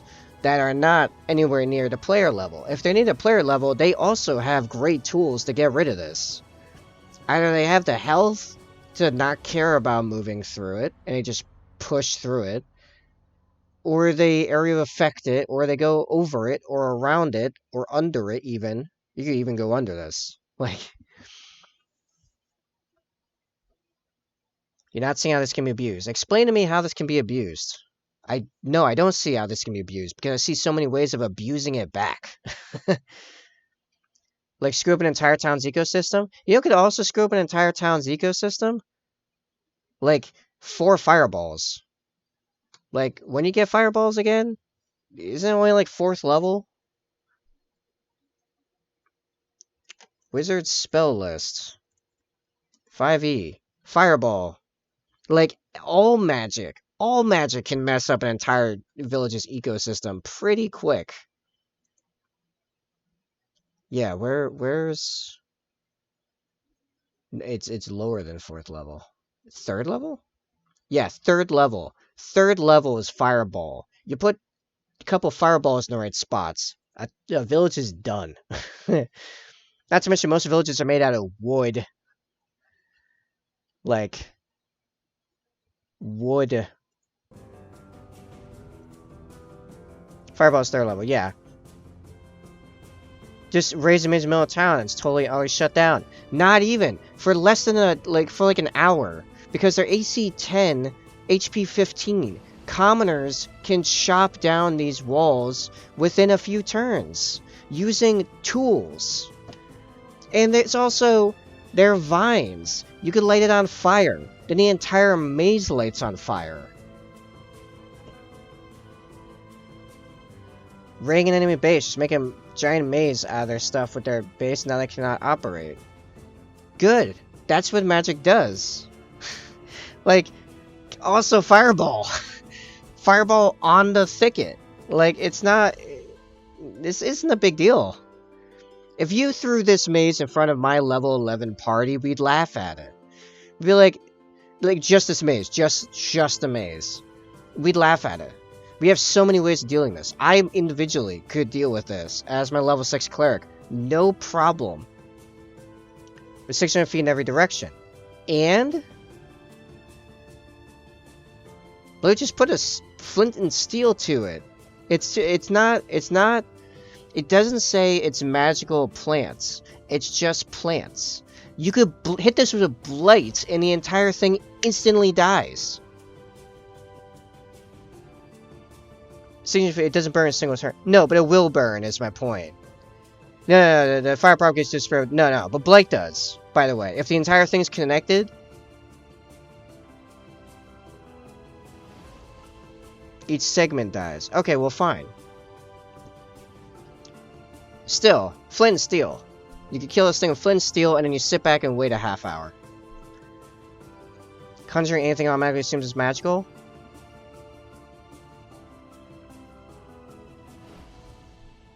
Really? Is that a rule?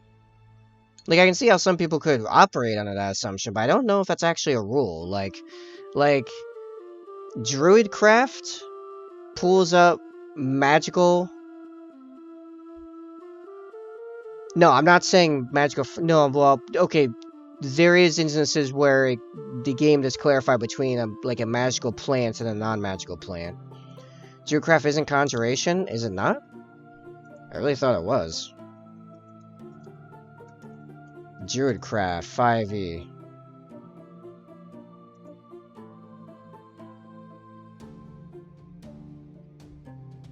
As transmutation.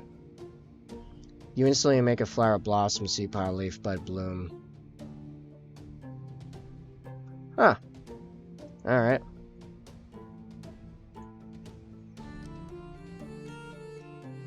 No, it's transmutation. I just looked at the... Yeah. Is it modifying plants? Oh, I guess a lot of people just hand wave it to where you can just summon plants out of nothing, because that's how I usually see it used for. Or used as.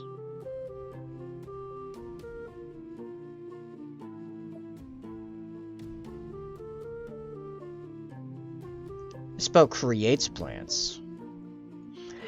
To be fair, it creates plants out of an already living normal plant, because that's a spell material. I'm just throwing that out there.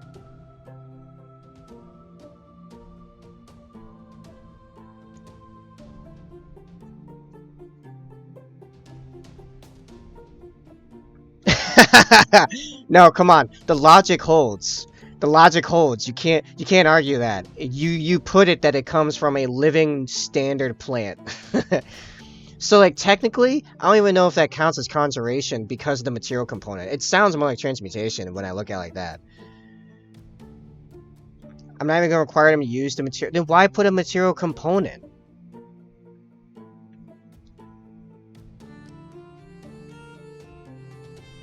In most rule sets, I find that people do not actually hold to the material to cast the thing unless it costs money. I'm pretty sure every game I play right now works like that. Because it had a slot for material opponents I don't leave blank, so that's a dumb reason.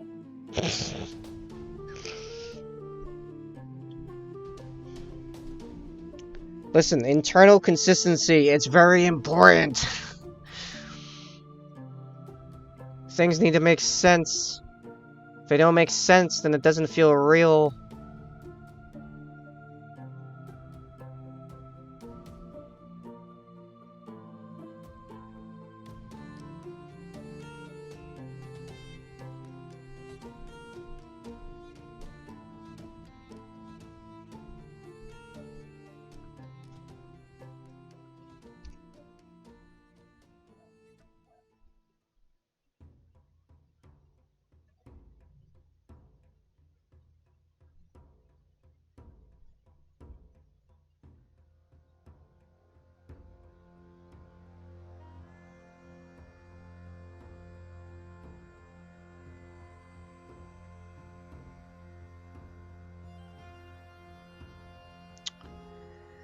Also, rules for materials is if it does not have a gold cost next material can be replaced by spellcasting focus. Right, but not everyone has a spellcasting focus. Regular components are for, if you don't have your focus, you need that component to cast spell. Yeah, but it should be as long as the material doesn't have a GP prerequisite, then as long as you have spellcasting focus, you can ignore it.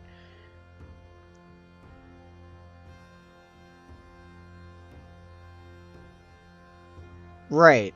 However, every game I've ever played doesn't even follow that rule. It's that the material, like, we don't spend time caring about materials unless it has a GP like cost next to it. I actually just learned this myself. being any time includes a gold value with a component. I usually just learn as, sorry, the chat's jumping. Learned this myself recently when rereading the component rule and pro from a Spelljammer game, and Tangly Divines can be considered an offering to the plant. To the plants in order for conjuring them. It doesn't matter if you follow the rule or not. It's not your game share. Well, my point is, like, most people don't, in my experience, most people don't follow, period. Listen, I was asked for opinions about the spell, okay? Yeah, it's too annoying to worry about, so everyone just ignores it, including me. Yeah, I was asked my opinion. That's where we're at, so...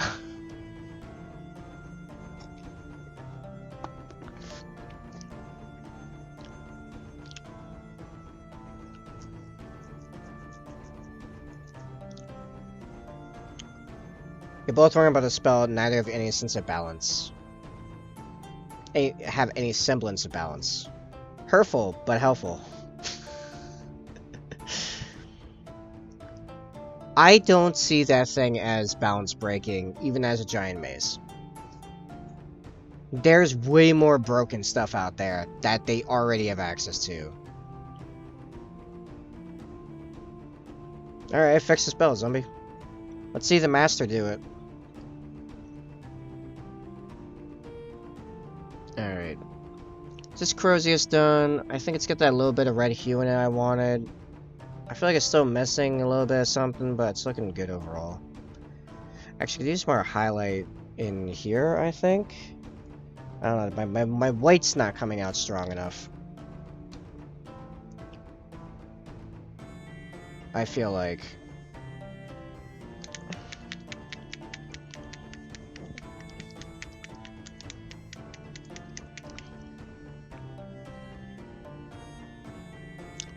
I still don't think animated objects is that crazy. Oh, hey, Bree. I still don't think animated objects is that broken. I think animated dead is way more broken.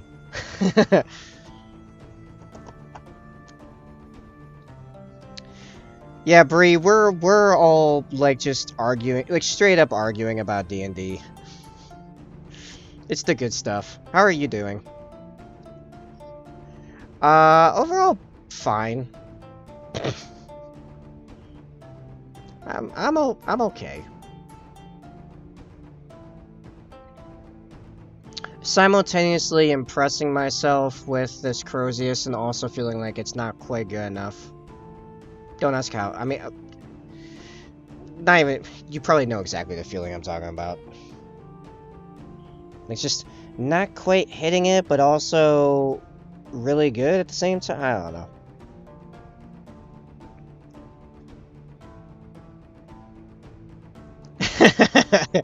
Like one moment you're like, this is looking awesome, and then like 4 minutes later you look at it again. Nope, not good enough. Scrap it, start all over. I am not starting this Crozius over.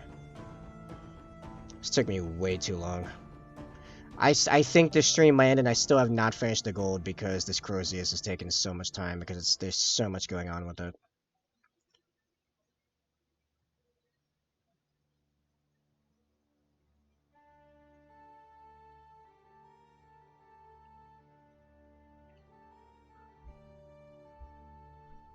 How are you doing, Bree?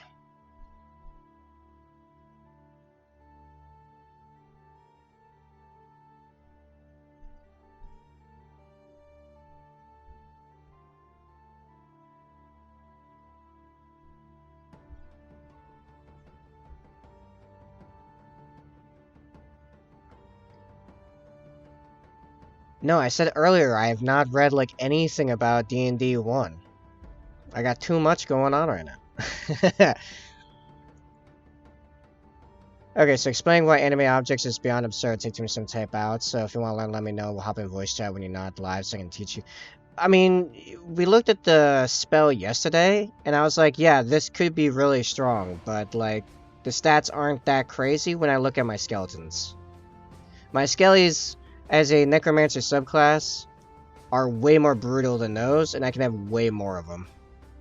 Way more of them. Yeah, but you're not thinking. Am I not thinking? Am I not thinking about how if you also have someone with a what is it, like a sprite familiar that can turn invisible? You have you can send invisible sprite with bags of holding full of skeletons and just drop them off. Like airdrop invisible, like, you know, for them to get their invisible airdrop of skellies fully armed and ready to go that have increased stats. They're not just skeletons, not generic skeletons. I'm talking skeletons in scale mail with shields and rapiers and bows. Like, these alchemical items, soak ball bearings and caltrops in them. You can now apply a slew of effects in a 500-foot radius for the cost of ball bearing. Doing okay, has a rough start of the morning, but then I got offered a job, so I might have something good lined up in January. Awesome! Both relieved and sad since I'll have to redo my schedule. Fair. I know the feeling because right now, so my Forex trading has not been going super smooth. I think I'm starting to get back on rails, but even then, it's going to be a lot slower than I initially thought. So things are continuously looking more and more dicey for January forward. And I'm wondering how... At first, I was like, oh, I mean, if worst case scenario, I'll grab some, like, you know, part-time hours, like a retail or something. Then I remembered it's going to be January when I have to make that final call, and everyone just got dropped because the holidays are over. So, like, that was my easiest route. So, like, what's next? If I can get a single commission, then I'll be fine. Because that'll be enough to push me into February. Pretty much no matter how big the commission is, because, you know, I don't do stuff for under a few $100. It's just not worth it. Yeah, just airdrop and like fog damage doesn't exist. What are you talking about? No, airdrop them as in fly them to where I want them, and then literally just open the bag 5 feet above the ground. Lots of companies do higher up for New Year, though. Yeah, I am pushing more for a commission. It's weird. Last week, my numbers streaming were super high. All week, every single stream, and this week, it's like Twitch fell asleep. Not like nobody. It's weird. Alright, I'm gonna call it on the Crozius. Crozius done. Yeah, back to down here. I need yellow ink. I don't think I have any fresh ink.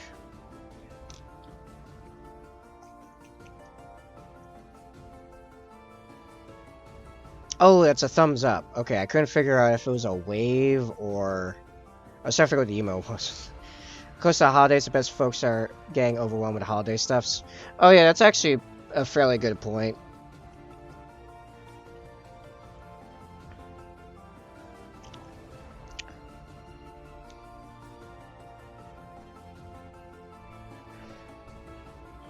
There's also hopefully going to be a bunch of people getting more Warhammer miniatures for Christmas, and then wondering how they're going to paint them.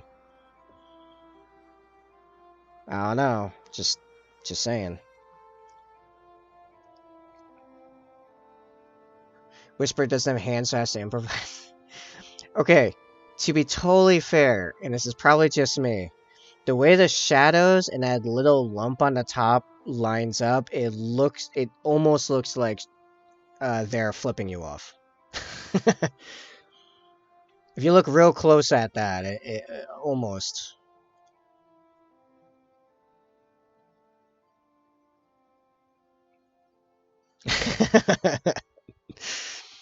Which, you know what? I can be okay with.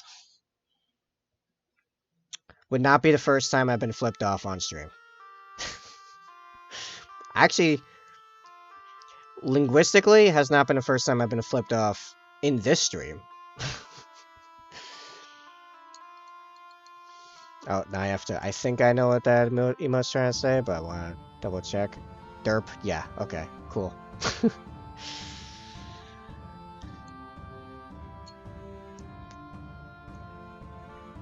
Alright, so that's gotta dry. I need to... You know what? Let's do... Just got a little lightheaded for a second there. Alright. Make y'all worked on the same emotes. Yep. I mean, can't be as simple and laid out and hold people's hand like having a written note on a table. That would be too easy for people. How do I want to do this? You know what? I'm gonna do this. We're gonna take some of this. Take a little bit more black. And a bunch of white.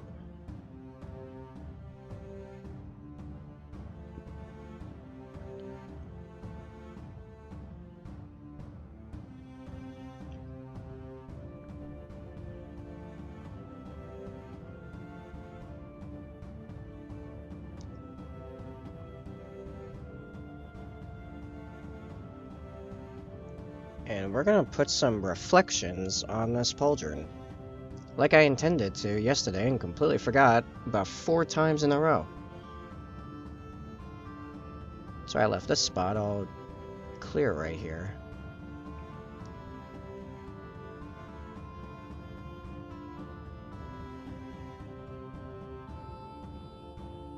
How do you have ads? I turned ads off.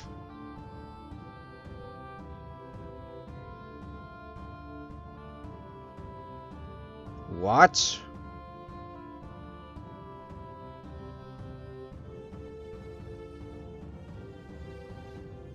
Wait. What?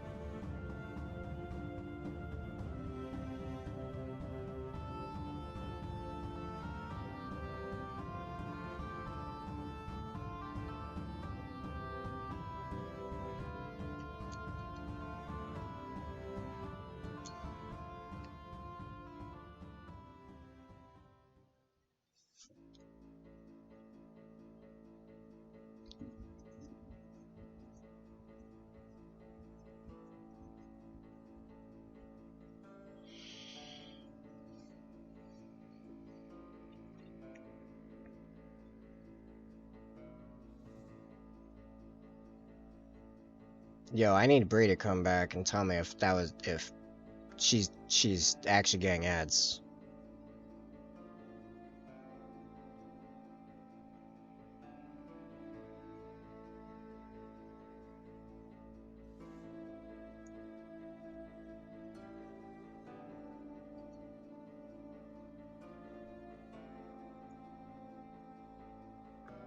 Okay, Bree, you got at an ad break just now?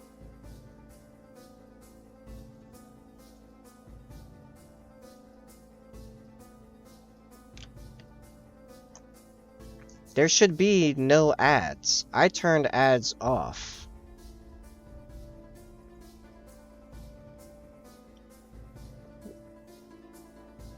Now I'm going back to that menu and making absolute certain. Because what? What are you saying, that Twitch is still managing to make money off, like, in addition?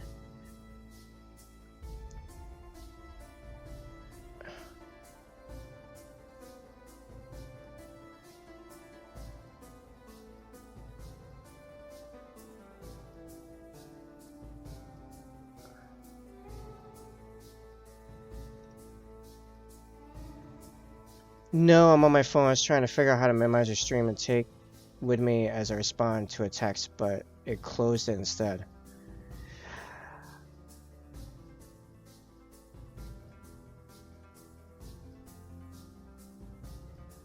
The ads are reopening the stream.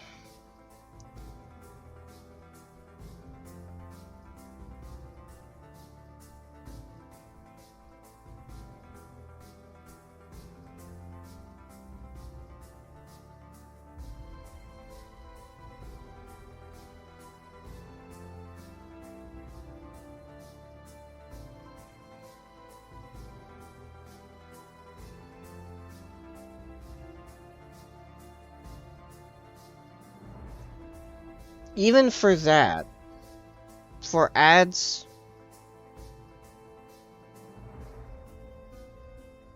what?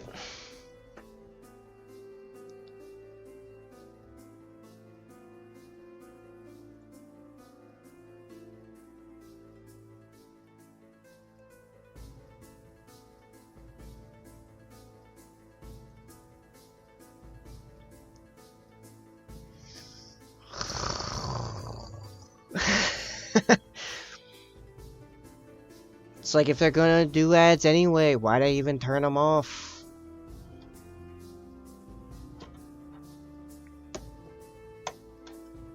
Yeah, may as well just have ads anyway. And I hope we get more people like, what was it, Luck Hopper that was giving out gift subs to everyone before? Ugh.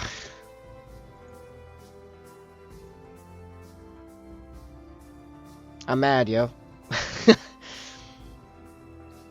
I'd be a bit turned. Alright, anyway. Let's get back to painting.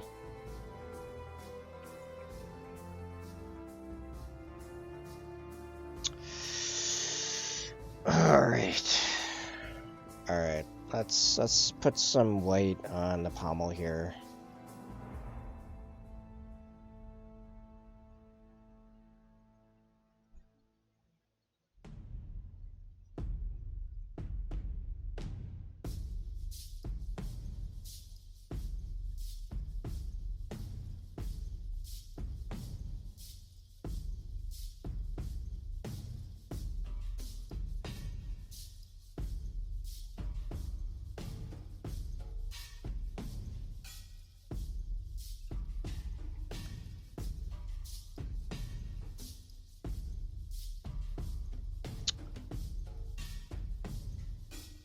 Stuff like this is why I'd be tempted to stream on YouTube. Except good luck building a channel streaming on YouTube. And doesn't have all the chat integration stuff and everything else.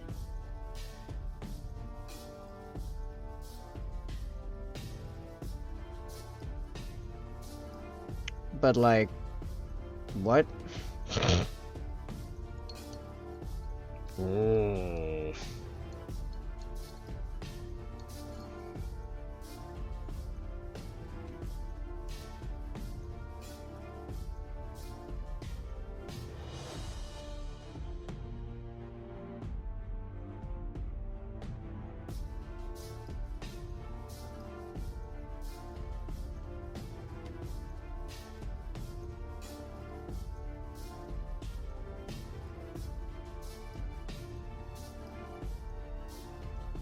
Yeah, my brother left Twitch a while back for a newer platform, Caffeine. It's just not the same either. Yeah, it's like Twitch still gives like the best platform, but its actual policies are pretty rough.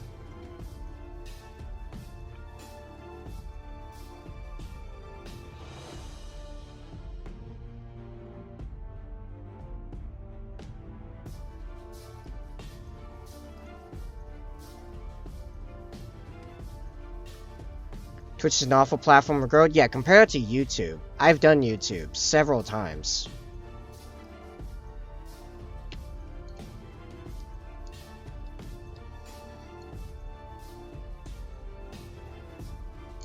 Yeah, also, how are they, like, what is that growth based on, though? Like, what's their, how are they getting their samples? Their sample sizes? Because discoverability is absolutely zero on Twitch. Yeah, you're here. Okay, let me give a comparison. Back in 2014, I started a gaming YouTube channel. I worked at non-stop for 2 years.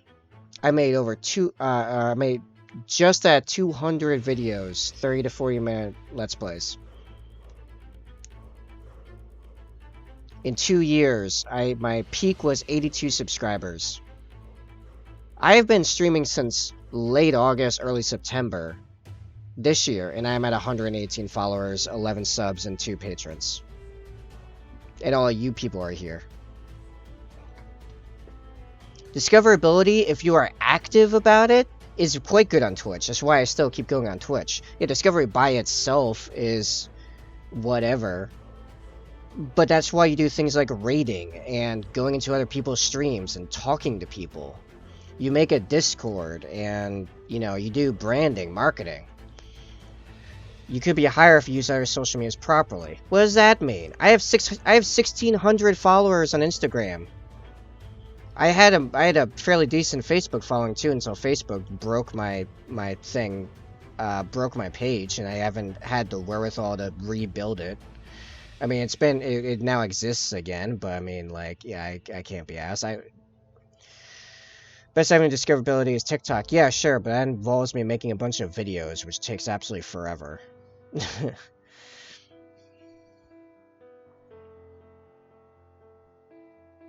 Been telling him that Brad Biari has too much to play. Yeah, I honestly, I do. I'm been developing this thing around the clock for weeks. Like, Friday, within all that time, had something to do with the channel. I worked 19 hours Friday. 19. I was awake for 21 hours Friday. I worked 19 of them.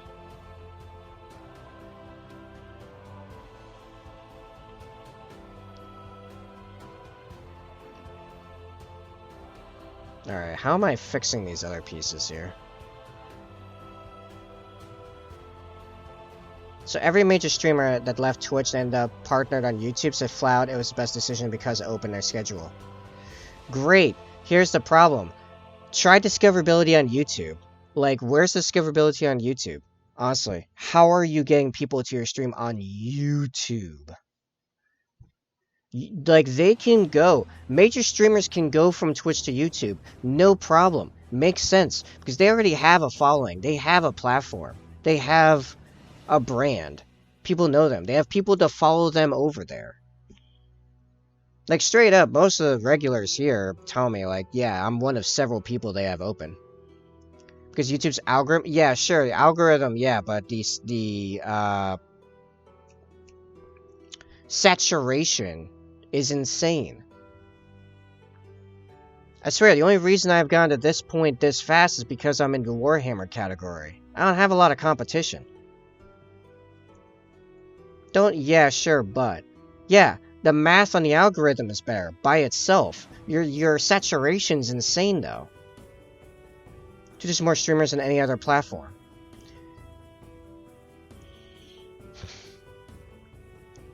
How many people go to YouTube? You have to make content on YouTube aside from streams for best discoverability. Right, that's another thing I'm gonna play. Which technically I do already do that, by the way. I have the tutorials, but Twitch is more saturated.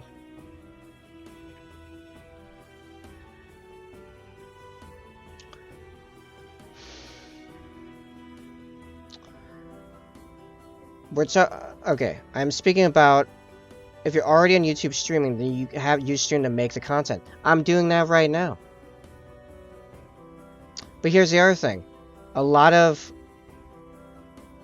Twitches, but the art categories aren't as bad. Right, that's what I'm saying. Your saturation on YouTube is way higher for these specific things. Like if I'm doing gaming, for example, saturation on YouTube's insane. Twitch is bad. YouTube's insanity. Like YouTube, trying to be a new Let's Play YouTuber right now, unless you're straight up either have a team already have a brand established, or, gonna be honest, a really hot chick. Unless you're one of those three, you may as well be literally a soldier, like, in World War I trying to run across no man's land. Because you're looking to be the one survivor out of 100,000 running across that field. Like, straight up.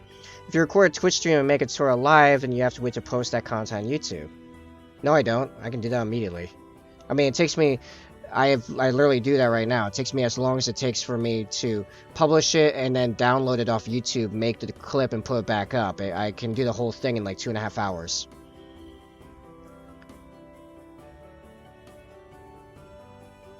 According to the terms of service. Okay, great. So that's the one thing I'm breaking terms of service then. That's great, because the average streamer, especially in the painting categories, are breaking TOS constantly. Like, Like, most people think I'm crazy for caring this much about copyright-free music.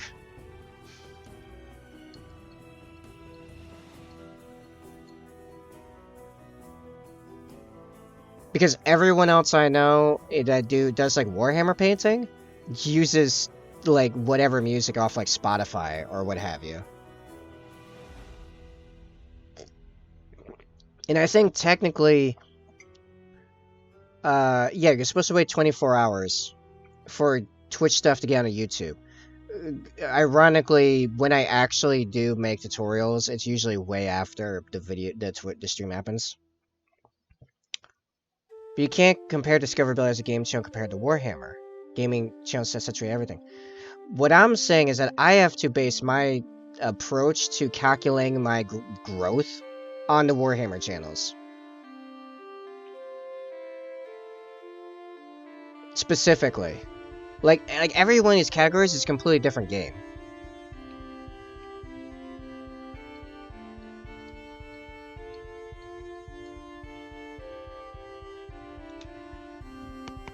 Here's...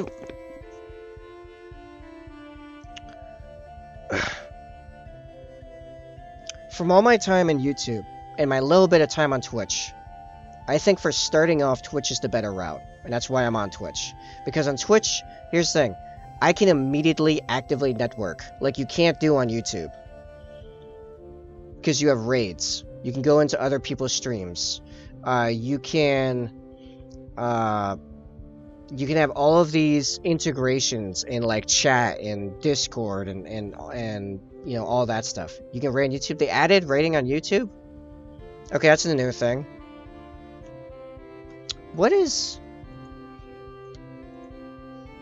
Yeah, because last summer I was setting up to start streaming on YouTube, and ironically, because of other stuff, it didn't fall apart. But YouTube Live didn't have anything close to the resources you have on Twitch. Where do I even go to? I mean, yeah, you have people you're subscribed to. You can get to. Where is? Okay, Live. Explore Live. Okay, this is just the Add Live. There's recent live streams. I don't even know how to...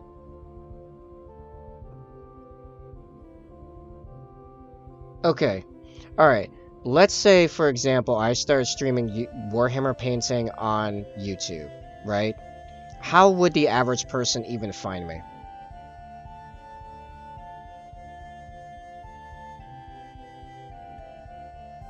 Gonna pop out for a bit. Alright, yep. I'll talk to you later, Bree. Nice to see you. If I see you later, awesome. Cool. I know it's a new thing, but that's my point. I'm caught up. I keep up with this. Okay. Alright, so... Alright. Walk me through this. You're just a person on YouTube. Like on a YouTube home screen.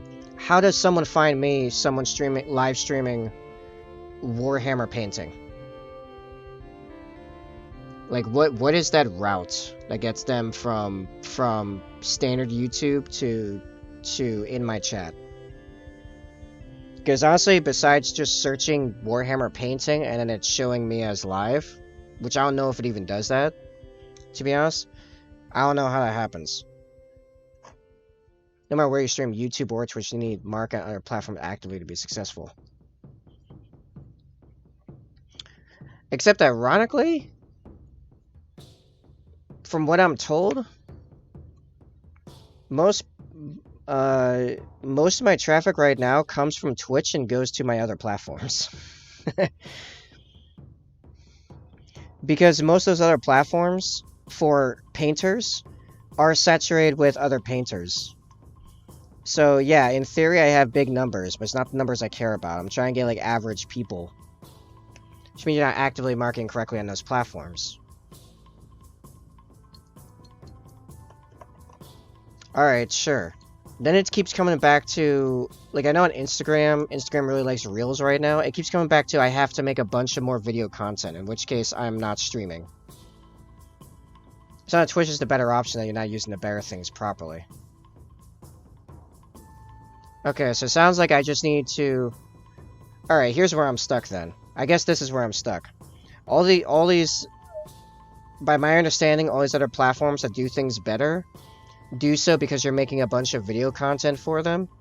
But I need to paint this ginormous commission that I'm not making money on anymore. I've actually, in theory, potentially have lost tons of money because people see me still doing this commission and thus think that they can't ask for a new one. Even though I keep telling people I will, there's no timeline on this, I will take another commission.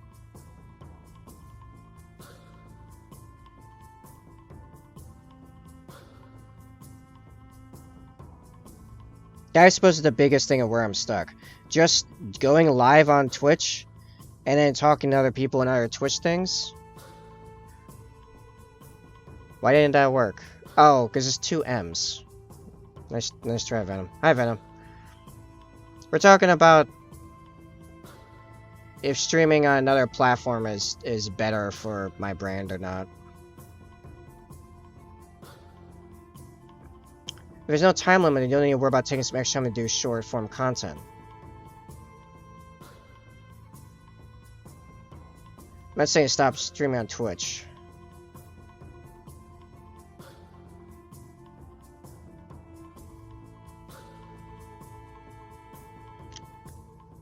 I'm saying put more effort into not Twitch. Okay.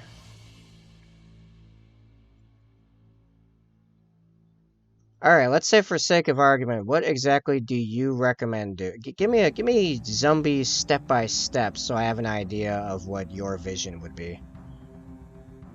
Except that lazy Susan table for TikTok, it's short and easy. Yeah, if I remember your entire plan for that setup, I mean, it sounds nice, but it's a ton of editing for me. Not even editing, it's a bunch of, it's a bunch of recording. It's a bunch of setting up and recording, and then editing it together.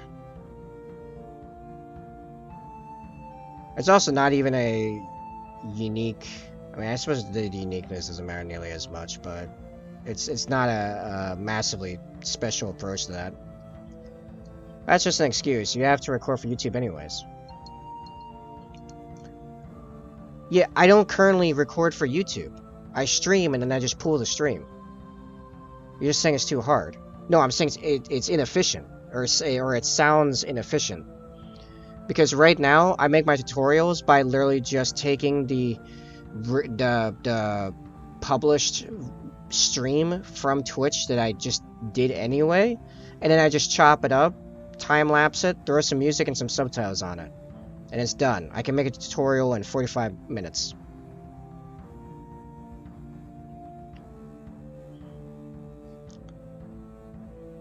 It's not massively well produced, but it functions. If you're getting more foot traffic from the current best option, then how is not efficient?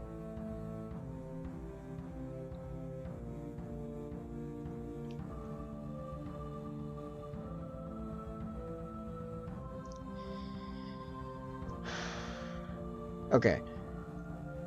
So, you're saying... Let me summarize. Let me see if this makes sense. You're saying to focus less on Twitch, right? Alright.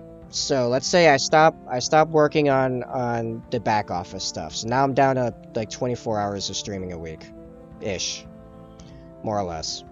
Then, I use that freed up time to make additional content for, say, YouTube, let's say, or TikTok. Let's say I make a TikTok and I start making content for that. And then, so we get a new model, take 3s of footage of it, unspruce, just raw build. It's too much to type out, I don't have patience to explain.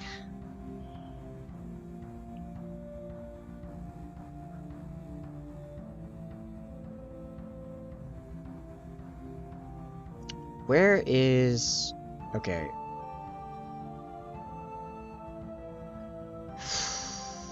I feel like the reflection... Alright, let me look at the other one.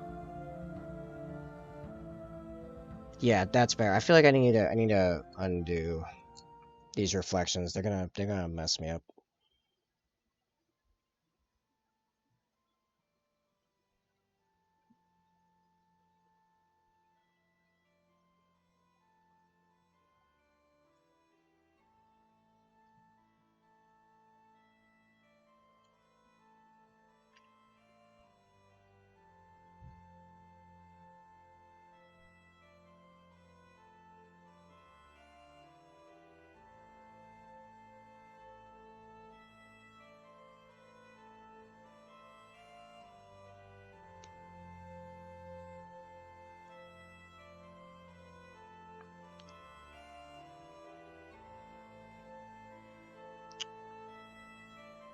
Alright, what I can do immediately, it doesn't affect anything else, is I can make a TikTok and start posting up, or seeing what it looks like, start posting up my tutorials on there. I don't know if that will actually work, because my tutorials are usually a couple minutes long, but I can see what that looks like.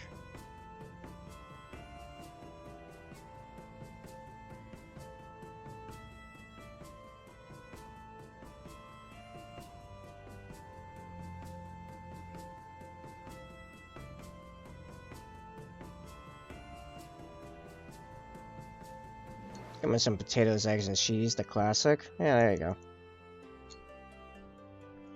Got your carbs, your protein, your fats. Very good.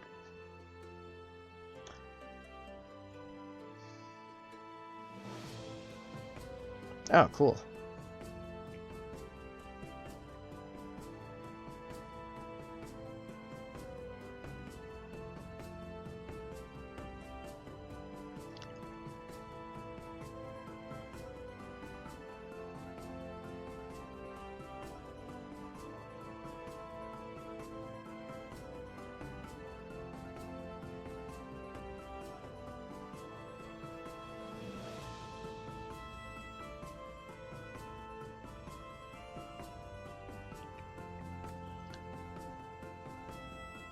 And I do think it would be fair to say that I am probably very overdue for a TikTok account. As far as like marketing goes and stuff.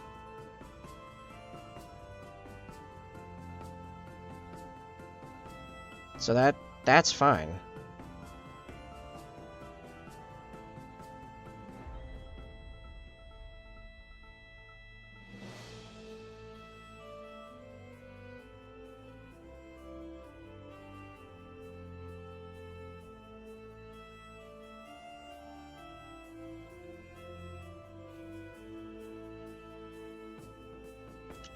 Yeah, I'm not talking about for me personally, I'm talking about me as a business. Domestica does have the most users at this point, though I can't say I'm one of them. Yeah. There's many different sources saying that they hell collect a ridiculous amount of data, ban some countries because of that. Even, yeah, I'm chilling for.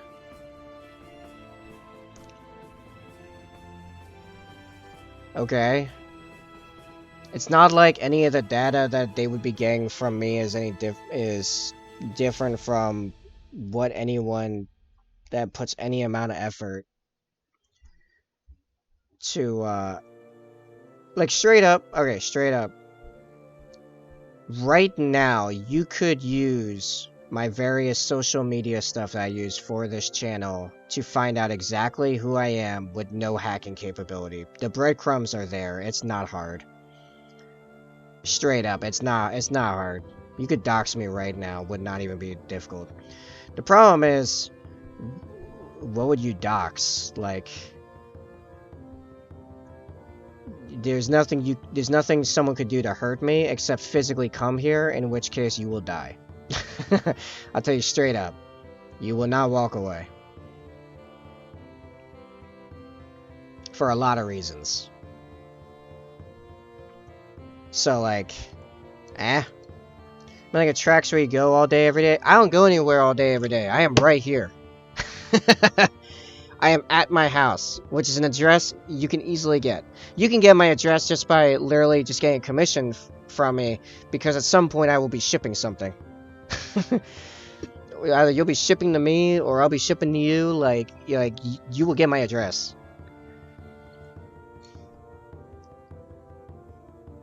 Target you with stuff like ads and sales offers. Alright, I get that anyway. That's just how the internet works. Like, you're not changing the paradigm of reality at all so far.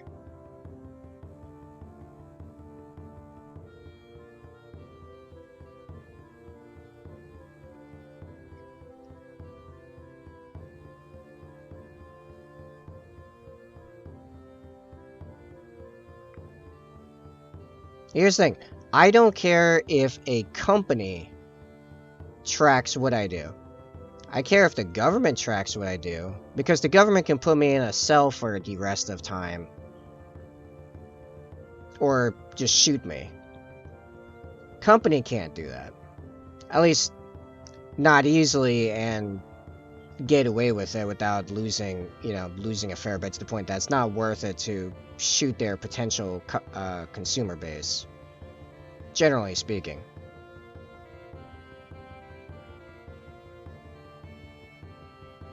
Government doesn't care. Government doesn't really have a bottom line besides it continuing to exist. Talking near your phone is that too. Yeah, right. Well, it's bad enough for the first couple, that multiple first world countries banned it, so why did they ban it? Well, what exactly was their reasoning? I can think of a few first world countries that can think of banning it because of detrimental effects on like kids and stuff because of what a platform like that could do to one's attention span. But I'm an adult, so I'm gonna do what I want. Just like then they all listed data security threat. Okay.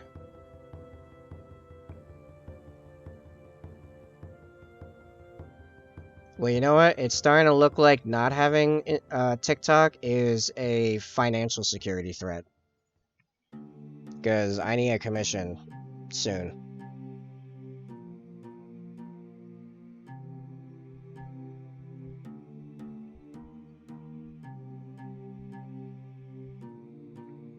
Yeah.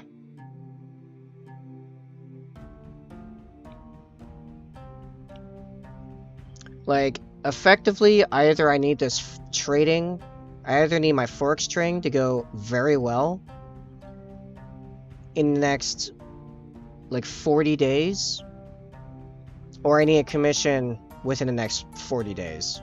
That's how things sit right now. Because Twitch subs and patrons aren't gonna cut it. I mean, those are nice and they help a little bit, but like straight up. India banned it for inappropriate content because they blur her ankles, apparently. Okay, well, whatever. It's banned in some for risque content. It's banned in our Gov phones because it's owned in China and they fear data breaches. I don't have any data worth anything on my phone though, so... Oh, yeah, okay. They're not...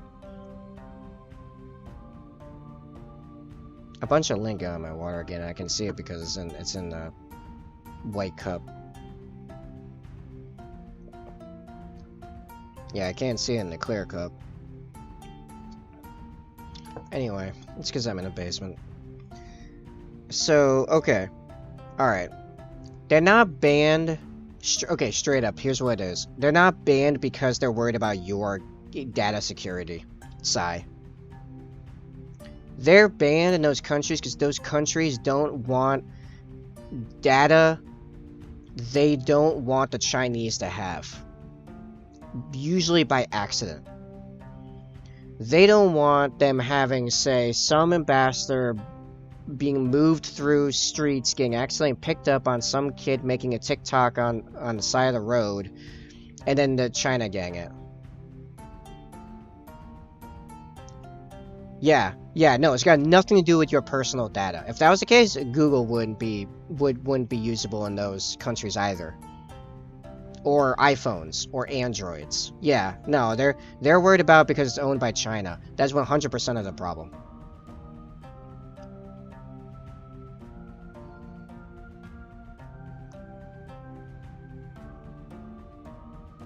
Yeah, that's what I mean. Google and Apple are way worse.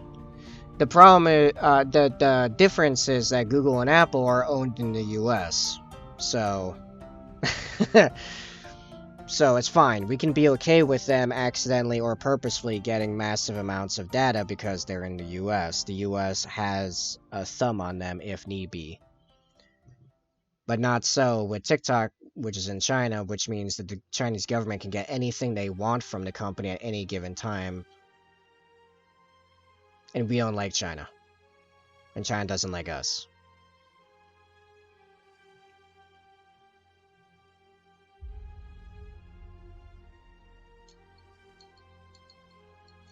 I've only once in my life held information I could get in trouble for leaking.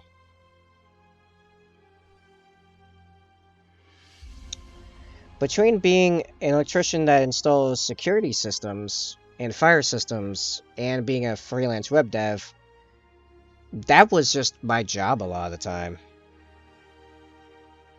I think even right now I could probably with about a half hour's worth of work cause, you know, maybe something along the lines of like $11-12 million worth of damage and not even leave my chair.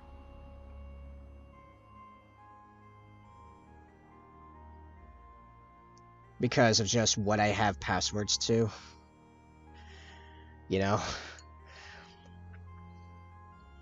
It's fine now, but for a time I was a security guard for a military port, and they had me guard a warehouse full to the brim of Chinese surface-to-air missiles and trucks they were mountain launched from. Wow.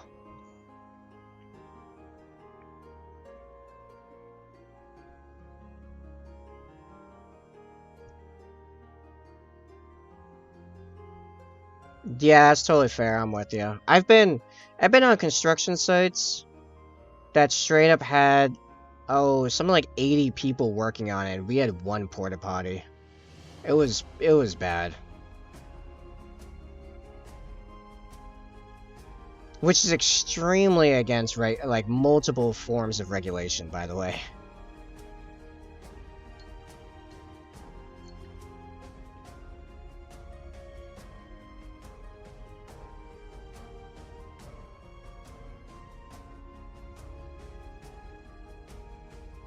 That's kind of funny.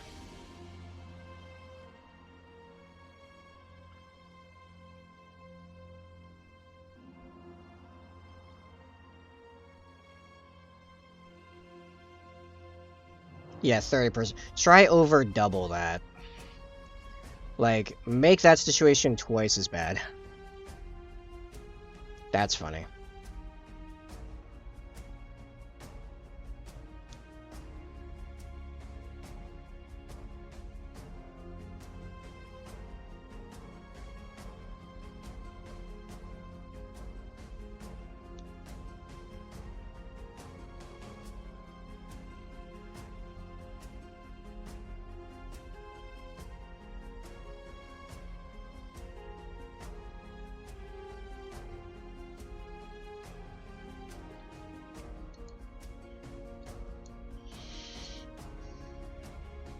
A reason I got a job so easily as port security is because I already had all the security clearance I needed to do the construction on the port. That's pretty funny.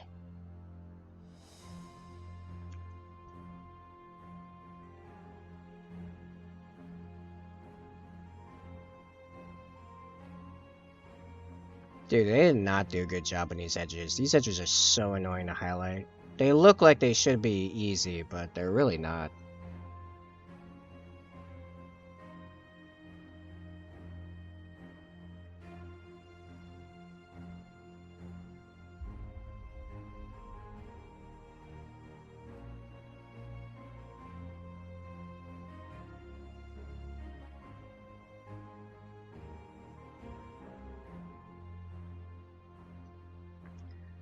Walked up and asked them if they were hiring, and they were kind of giving me those vibes of we aren't hiring until they mentioned a what?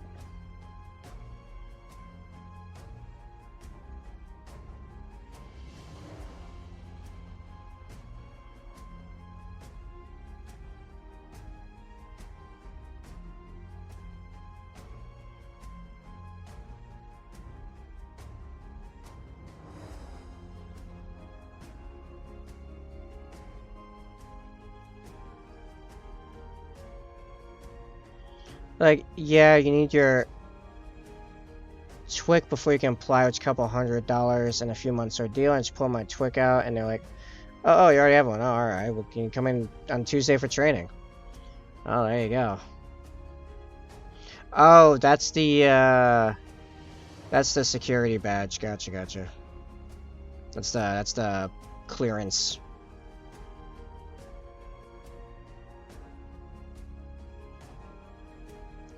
Right, I never dealt in public stuff. It was all private.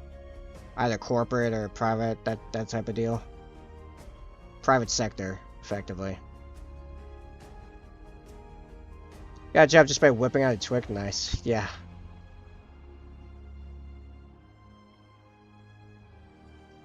Transportation and worker identification credential.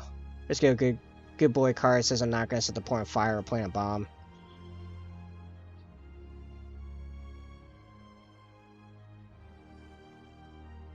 Sai is in our Discord. For reference, zombie.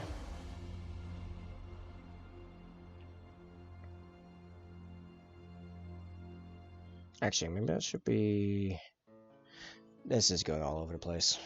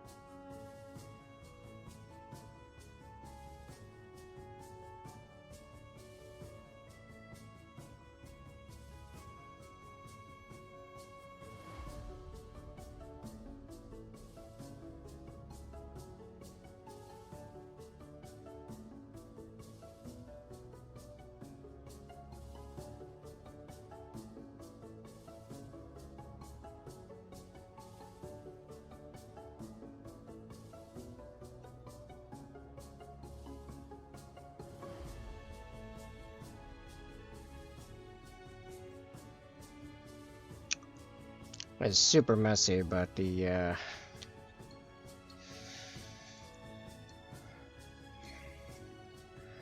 yellow ink will help tone that down a bit.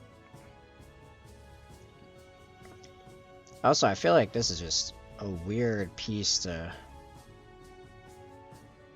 get right.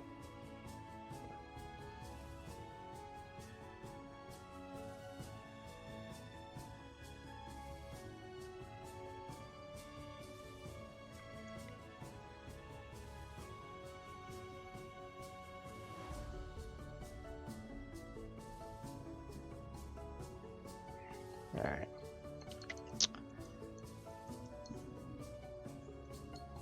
Alright. Well, it is 5 o'clock. I've been going for 3 hours.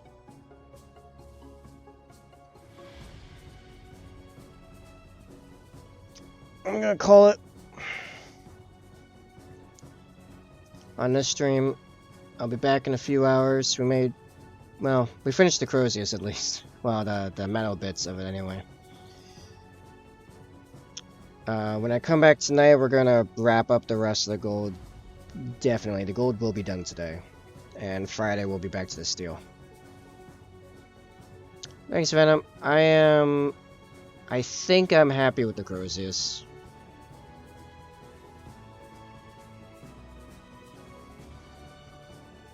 I'm gonna have to be happy with the Crozius, because I am not putting any more time into it. That Crozius head is like 4 or 5 hours left. So it's actually his shin, a little bit on the skull, shin, a little bit on the skull. That vambrace needs to be redone. Probably the skull on there as well, or at least tinker a little bit. This needs a little bit of work. Yeah, we'll finish all the gold, I think.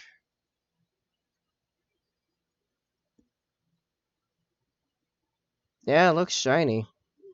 I think it looks shiny. Alright. I will catch you guys in a few hours. Thank you for hanging out. I hope to see you again. And I'm gonna go check out TikTok, I guess.